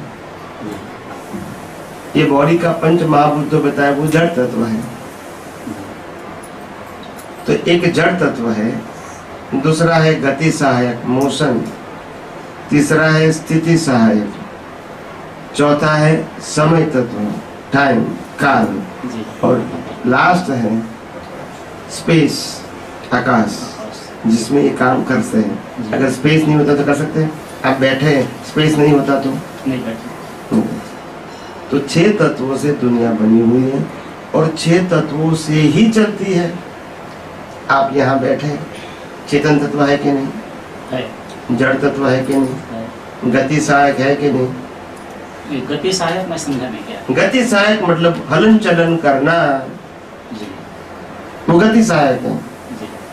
श्वास लेना, मिलना जुलना, ब्लड सर्कुलेशन करना, हाथ पांव हिलाना, ये गति सहायक तत्व है। जी। चौथा तत्व है स्थिति सहायक, यानी स्थिर रहना। अगर बॉडी स्थिर है, बैठा है तो स्थिर है, चलते हैं तो गति सहायक। ये हमारे ऑर्गन जो है वो स्थिति सहायक है, और ब्लड और ब्रीथ गति सहायक है। आप समझे ना? जी। ये हमारा जो फिजिकल ब्रेन है वो स्थिति सहायक है, विचार आते हैं वो गति सहायक। गति सहायक है। आप समझे? तो ये गति सहायक तत्व भी है, स्थिति सहायक तत्व भी है, ये समय तत्व है। कोई भी अवस्था को हम समय से ही नाप सकते हैं। जी। जैसे आप सत्संग में आए तो आप आए वो समय और जाएंगे वो समय, तो कैसे नापेंगे? समय। तत्व परमानेंट है मगर अवस्था में वो काम करता है, सहायक है। जी। अवस्था को नापने में समय तत्व की जरूरत है। और छठा तत्व है स्पेस। ये हम सब इकट्ठा हुए, सत्संग किया, इस जगह पे आप आए, बैठे, मैं भी बैठा हूँ, बिकॉज ऑफ स्पेस। अगर स्पेस नहीं होता तो नहीं बैठ सकते। तो 6 तत्वों से ही दुनिया चलती है और 6 तत्वों से ही दुनिया बनी हुई है। कोई भी अवस्था ऐसी हो सकती है दुनिया में कि जिसमें 6 तत्व नहीं है? सोचो, नहीं। कोई भी अवस्था जन्म से मौत तक की जो हमने खुद ने अनुभवी है या तो हमने खुद ने महसूस किया है, ऐसी एक भी अवस्था का नाम बता दो कि इसमें 6 तत्व नहीं है। अभी तक समझ में तो नहीं। तो इसीलिए मैंने सिंपल भी बोल दिया कि दुनिया 6 तत्वों से बनी है और 6 तत्वों से चलती है, और इसीलिए उसको कहते हैं कुदरती रचना। इसमें भगवान की जरूरत नहीं है, मगर लोग नहीं समझ पाए तो इसको टाइटल दिया भगवान। क्या दे दिया? भगवान टाइटल। भगवान तो हम खुद है, हम खुद हैं। मगर खुद को नहीं पहचान पाए और इसीलिए घूम रहे हैं जी। ये भ्रांति की दुनिया में। कौन सी दुनिया में? भ्रांति की दुनिया। कुदरत का एक ही कानून है कि अगर ये चीज आपने खरीदी है पैसे से, फिर भी आप इसके मालिक नहीं बन सकते। क्या बताया? मालिक नहीं बन सकते। ये माता पिता ने जन्म दिया है, फिर भी इसके मालिक माता पिता नहीं हो सकते, क्योंकि रॉ मटेरियल लेना है। या सब में पंच महाभूत किसके हैं? कुदरत की। इसका रॉ मटेरियल किसका है? कुदरत का है। इसका पैसा दिया? हमने दिया, लेकिन कुदरत का है वो। मतलब कुदरत को दिया? जी जी। कुदरत को दिया पैसा? नहीं ना, व्यापारी को दिया। तो कुदरत को किसने दिया? रॉ मटेरियल तो कुदरत का है। जी। कॉटन किसका है? कुदरत का है। तो उसको दिया? कुदरत को पैसा दिया? नहीं। नहीं दिया। तो कुदरत कहती है कि रॉ मटेरियल मेरा है, इसमें आपने डिजाइन बना दिया, आपके काम के लिए कोई चीज बना दिया, ठीक है, आप इसका यूज करो, मेरे को कोई तकलीफ नहीं है। जी। रॉ मटेरियल मेरा था और अंत में वो टूटा फूटा करके मेरे पास आ जाएगा।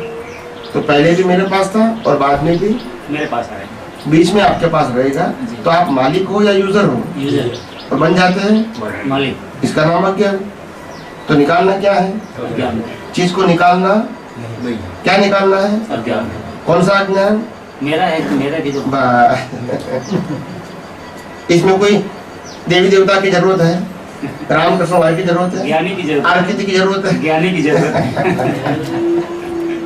बता तो अज्ञान से ज्ञान निकलता है, तो इसमें और किसी की क्या जरूरत है। मगर लोग भगवान की भाषा को, भगवान की दशा को, भगवान जो मुक्त हो गए, मुक्त पुरुष हो गए, इसको हमने भगवान टाइटल दिया। ऐसे समर्थ पुरुष को जो कहा था वो हमने नहीं माना या तो नहीं समझे, और हर व्यक्तियों ने अपने गुरु को, अपने ज्ञानी को भगवान बना दिया। और वो भगवान इसीलिए बनाया ताकि अगर उसको भगवान बनाऊंगा तो मेरा चलेगा, नहीं समझ में आया। अगर उसको भगवान नहीं मानूंगा तो मेरा ही नहीं चलेगा। मेरे को मंदिर बनाना है तो किसी को तो भगवान मानना पड़ेगा ना जी।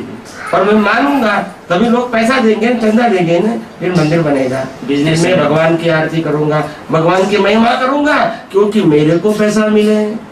इनको तो चाहिए नहीं, भगवान को मुकुट चाहिए, फिर मुकुट को बेच दिया जाएगा तो पैसा किसको मिलेगा?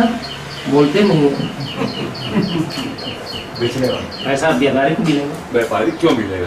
जो बेचेगा उसको मिलेगा, मंडी आप बनाए उसको मिलेगा। गुरु को मिलेगा ने, जो संचालक है उसी को मिलेगा ने।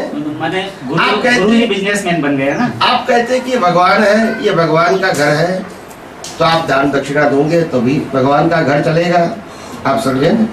और वहाँ आप दान दक्षिणा देते हैं, और वो दान दक्षिणा से वो धर्म गुरु है, बिना कमाए जलसा करता है। ये भगवान की लीला है, बोलते नहीं हो। ये लीला आपने करवाई कि भगवान ने करवाई? हमने कराई। और मानता है तो भगवान की लीला है, और आप मानते भी है। फिर वो भगवान को छोड़ के गुरु को आप पहनाते हैं सोने का, डायमंड का, जी जी। फिर माला भी पहनाते हैं सोने की। वो कहता है भगवान की लीला है। नहीं समझ में आया? नहीं आ गया समझ में। भगवान की कोई लीला नहीं है, अज्ञानता की लीला है। फिर आप समझे। और ऐसे दुनिया चलती है, जी चलाने वाला चाहिए। जी। लोग अज्ञान है तो चलता ही रहेगा, आप समझे ना। लोग ये नहीं समझते हैं कि अगर भगवान मेरे को देने वाला है तो भगवान मेरे पास मांगता क्यों है। नहीं समझ में आया? जी जी, ऐसा होना जी। देने वाला लेने वाला भी होता है, नहीं ये व्यापारी है। मगर देने वाला भगवान है और लेने वाला साधु संत और सन्यासी है। सन्यासी इसमें भगवान बीच में नहीं है। नहीं है, आप समझे। मगर भगवान के माध्यम से ही साधु संत सन्यासी और धर्म गुरु का काम चलता है। अगर उसको नहीं मानेंगे तो उनका भी काम नहीं चलेगा। और इसीलिए मैं आध्यात्म विज्ञान के अंदर न भगवान की बात करता हूँ, न गुरु की बात करता हूँ, न मंदिर की बात करता हूँ, न संस्था की बात करता हूँ, न किताबों की बात करता हूँ, और न ही रिचुअल्स की बात करता हूँ। ये सब लोगों ने बनाया हुआ है समय संजोग के अधीन, मगर ये भगवान ने बनाया हुआ नहीं है। आम लोगों ने बनाया अपनी मर्जी से समय समय पे, और नाम दे दिया भगवान ने बनाया, क्योंकि उसके नाम से ही तो काम चलता है। जी, ये हमारे वैदिक जो धर्म है इसमें बहुत सारे क्रियाकांड हैं। जैसे कि मरता है तो उसके लिए सारा पिंड दान, ये दान, फिर श्राद्ध करना, दुनिया भर का है। तो ये तो कुदरत माने हम लोगों का बनाया हुआ है। जैसे हमारे पूर्वज ने जो रीति रिवाज चला दिया उसी पे हम लोग चलते रहते हैं। तो क्या करना चाहिए, इसको माने वैसे ही चलते रहना देना चाहिए कि जरूरत नहीं है? ये तो एक ब्राह्मण मर गए, ब्राह्मण गुजर गया, तो उनकी धर्मपत्नी वो श्राद्ध करती है। वो श्रावणी क्या बोलते हैं आप? जी, श्राद्ध बोलते हैं, श्रावणी कहो, श्राद्ध कहो। तो उन्होंने सब कुछ बड़ा खटिया मंगवाया, नया खटिया, और सब कुछ चीजें रखी जो ब्राह्मण को पसंद थी। क्या बताया? पसंद करते, इसको अर्पण करते हैं। क्या करते हैं? तभी उसकी गति अच्छी होगी, ऐसा मानते हैं। नहीं तो ऐसे उसमें जीव लग जाएगा। जी। तो फिर एक ब्राह्मण था, वो बहुत ज्ञानी था, वो स्वार्थी नहीं था, इनको ये सब चीजें चाहिए नहीं। तो उन्होंने बताया कि अगर आपको ये श्रवणी करना है, क्या करना है, और क्या देते हैं? हमारे यहाँ लोकल इसको ना ये तर्पण ध्यान बोलते हैं उसको। पिंडदान, पिंडदान। नहीं नहीं, पिंडदान नहीं, वो तो वो अरे नदी किनारे पे करते हैं। हाँ हाँ ठीक वही है, नाम याद नहीं आ रहा। तो ये संज्ञादान बोलते हैं अपने यहाँ, हाँ, छायादान। तो ये सरवणी भी करते हैं लोग, सरवणी बोलते हैं। तो ऐसे करते थे तो उसने धार्मिक क्रिया करने के लिए ब्राह्मण को बुलाया। तो ब्राह्मण ज्ञानी थे, वास्तव में ब्राह्मण ज्ञानी होते थे। आज ब्राह्मण भिखारी हो गए, पैसे के लालच से कुछ भी करते या करवाते हैं। ठीक है, समय की बात है, कलयुग है। तो फिर ब्राह्मण तो ज्ञानी था, तो उन्होंने उनको कुछ चाहिए नहीं उसके पास से, मगर उसको बुलाया तो उनका मित्र था तो रिस्पेक्ट करके आया। तो उनकी धर्मपति ने बोला कि हमने सब कुछ रख दिया है जो उनको पसंद था, अभी आपको जो कुछ करना है मंत्र जाप वगैरह कुछ करो ताकि उससे उसकी मुक्ति हो जाए। तो ब्राह्मण ने बताया, देखो अगर आपको वास्तव में इसको खुश करना है तो सबसे ज्यादा प्रीति आपके ऊपर थी। नहीं समझ में आया? नहीं समझ में आया? अगर आपका दर्पण हो जाएगा तो उसका कल्याण हो जाएगा।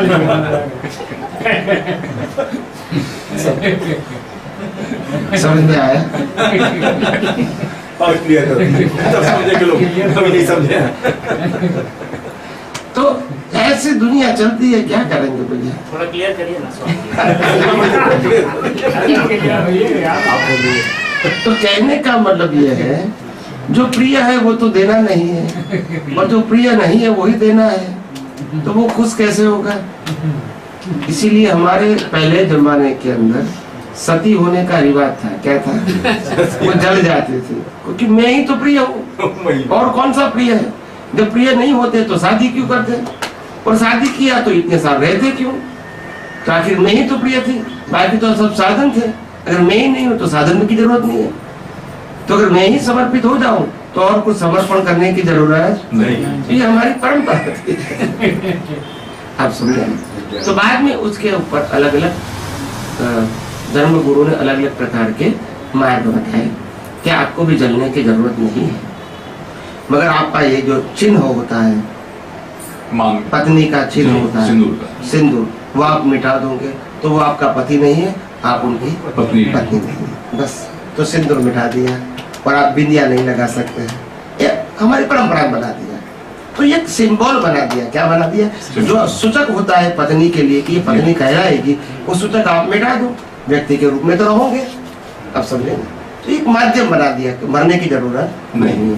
तो ये बात ये होती है, मगर कोई किसी को प्रिय चीज देने का पसंद नहीं करते हैं। आप समझे ना? मगर एक परंपरा बनती रही। क्या बनी रही? परंपरा। और परंपरा चलती रही। सच्चाई तो ये है कि हमने अपने अस्तित्व को पत्नी और पति के रूप में जब मिट जाएगा हमारी दृष्टि से, बस वही उसका मुख्य कारण है। मरने के बाद मैं कहूँगा कि मेरा पति है, वो कहाँ से छूटेगा? और ये मेरी पत्नी है, तो वह कहाँ से छूटेगा? आपको तो जला दिया गया, फिर भी मैं कहूँगी ये मेरा पति है, तो मतलब मैंने उसको छोड़ा नहीं। तो छोड़ दो ना इसको, ताकि उसकी मुक्ति हो जाए। अभी आप समझ आ गए? जी। ये मान्यता ही है, परंपरा, मान्यता। तो एक सज्जन ने मेरे को प्रश्न किया था कि स्वामी जी ये पूरी दुनिया अगर मान्यता से ही चलती है, कैसे चलती है? मान्यता से ही चलती है। तो ये मान्यता इतनी पावरफुल है कि पूरी दुनिया चलती है। तो मैंने कहा हाँ बहुत पावरफुल है। तो बोला एक सटीक उदाहरण दे दो ताकि हमको समझ में आए कि मान्यता इतना पावर है उसका। तो मैंने कहा जब आप शादी करते हैं तो 7 फेरा फिरते हैं, उसके बाद आप 70 साल की जिम्मेदारी उठाते हैं, इससे बड़ी मान्यता कौन सी हो सकती है? नहीं समझ में आया कि नहीं आया? वो क्या है? मान्यता ही है। और मान्यता 7 बार घूमने के बाद 70 साल की जिम्मेदारी लेना, इससे स्ट्रॉन्ग मान्यता कौन सी हो सकती है? पहले तो कुछ लेन देन भी नहीं था। समझ में आया ना? मगर ये 7 फेरे से बिलीफ चेंज हो गई, और वो बिलीफ से आप 17 साल पूरी जिम्मेदारी एक दूसरे उठाते हैं, अपना मान के, जो पराया थे उसको अपना मान के उठाते हैं। तो इससे बड़ी बिलीफ कौन सी हो सकती है? समझ में आया? तो ऐसा है, समझ में आया? तो इसीलिए ऐसी दुनिया चलती है और मैं देखता रहता हूँ, और सब जो कर रहे हैं मैं उसको गलत नहीं कहना चाहता हूँ, मैं यही कहना चाहता हूँ आपसे जो हो रहा है वो आपका उदय कर्म ही है, मगर आप दृष्टि बदलो। क्या बताया? दृष्टि। क्या बदलो? दृष्टि बदलो।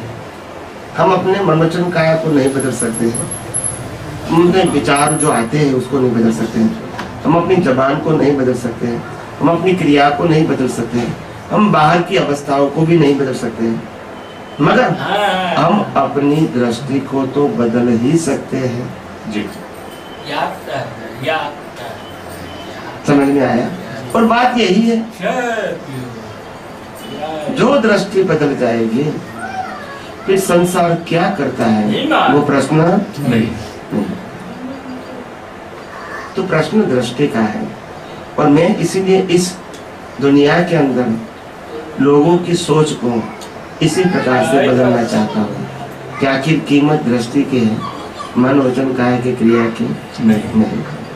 और दृष्टि के अंदर ही आपका पुरुषार्थ है, वही आपकी नेक्स्ट बर्थ की एग्जाम है, और वहाँ ही हमारा फोकस होना चाहिए। यहाँ फोकस रखने से कोई फायदा नहीं। फिक्स है, क्या है? फिक्स है। बराबर है कि नहीं? जी, ऐसा है स्वामी जी।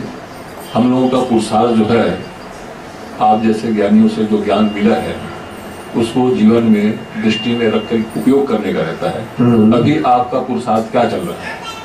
हमारा उस पुरुषार्थ यही चल रहा है कि आखिर विज्ञान जो मैं आप अनुभव कर रहा हूँ इसको और डीप में कैसे जानूँ, ताकि आम लोगों को यही विज्ञान में और सरल भाषा में और प्रैक्टिकल भाषा में और आम आदमी इसका उपयोग कर सके, इस भाषा में मैं पेश कर सकूं। पहले मैं अनुभव कर सकूं, समझ सकूं और बाद में सबके सामने पेश कर सकूं। यही मेरी भावना रहती है, क्योंकि मेरा एक ही मकसद है, आम जनता ये विज्ञान जिसको गूढ़ विज्ञान बताया गया है वो आसानी से समझे, ये मेरी भावना है। इसको गूढ़ मत कहे, ये सरल है, सहज है और सुगम है, मगर इसका जो अनुभवी पुरुष है वो दुर्लभ है।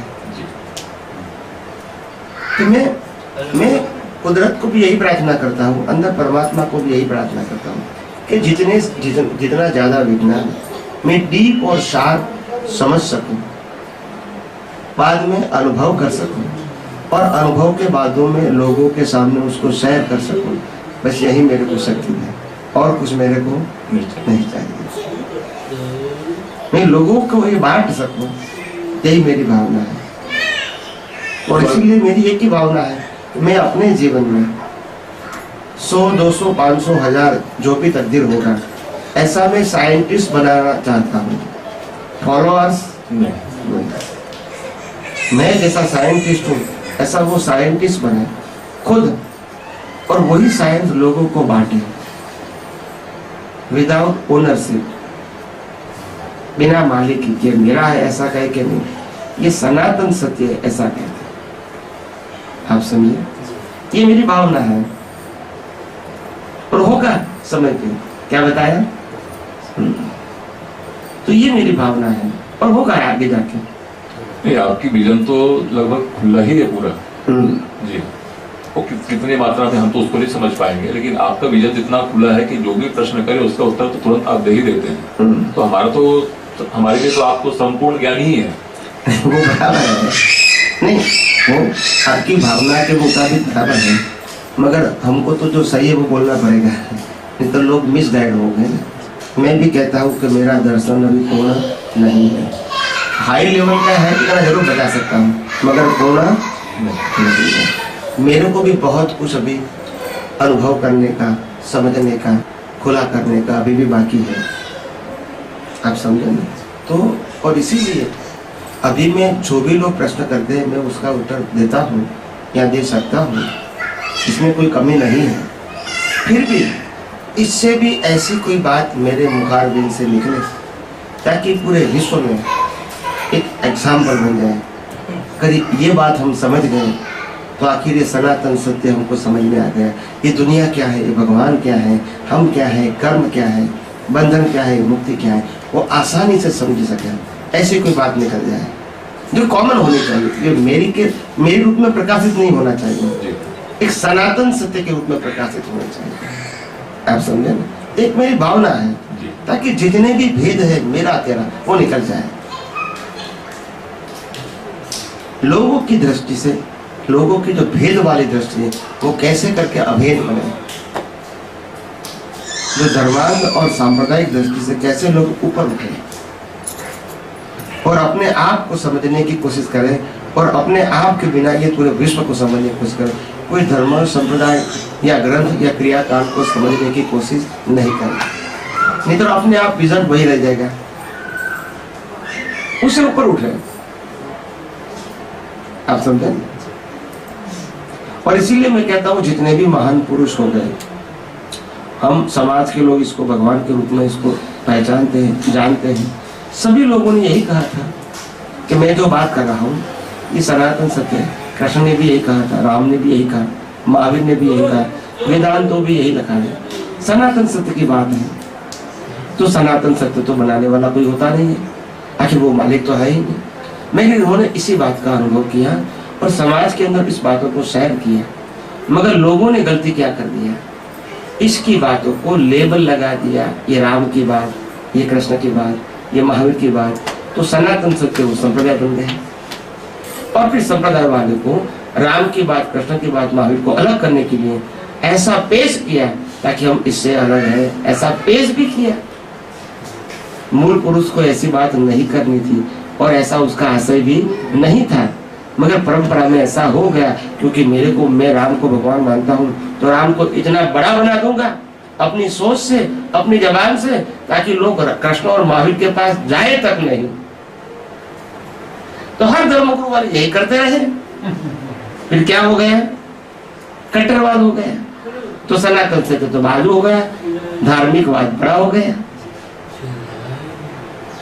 और इसको बड़ा बनाना फिर बाद में परंपरा में सबका कर्तव्य बन गया। नहीं, हमारा धर्म ही श्रेष्ठ है, उससे बाहर जाने की जरूरत नहीं है, हमने भगवान ने सब कुछ दिया है, वहां जाने की जरूरत वही बताएंगे ना। इससे संप्रदायवाद क्या होगा, उसमें से सनातन सत्य मिलेगा और वैर जैर धर्म के नाम पे बढ़ जाए, वही तो अशांति है। आप सुनिए, भटक गए अशांति। और इस दुनिया के अंदर सबसे बड़ा जो कट्टरवाद है वो धर्म की पकड़ का कट्टरवाद है। धर्म कट्टर नहीं है, धर्म की जो पकड़ होती है, जो धर्म को रूप के माध्यम से हम पकड़ के रखते हैं, वो कट्टरवाद नहीं होना चाहिए। आप समझे ना?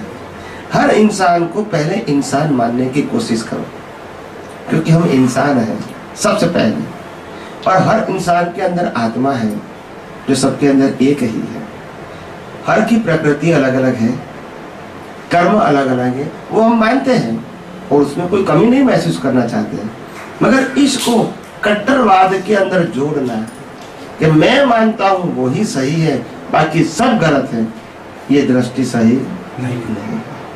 और ऐसी दृष्टि से ही हर धर्म गुरुओं ने उनके फॉलोअर्स को बाहर कुछ सच्चाई है वो जानने के लिए मौका ही नहीं दिया, इतनी बाउंड्री बना दिया। क्या बना दिया? ताकि वो बाहर जाए ही नहीं। बाहर जाएंगे तो सुनेंगे, सुनेंगे तो प्रश्न करेंगे, प्रश्न करेंगे तो उत्तर देना पड़ेगा, फिर पजल होगा। इसलिए इतना कट्टरवाद बना दो कि बाहर जाके कुछ सुने ही नहीं, सुनेंगे तो प्रश्न करेंगे ना। ऐसी कट्टरता। तो मैं कहता हूँ इंसान को मुक्त रखो। क्या रखो?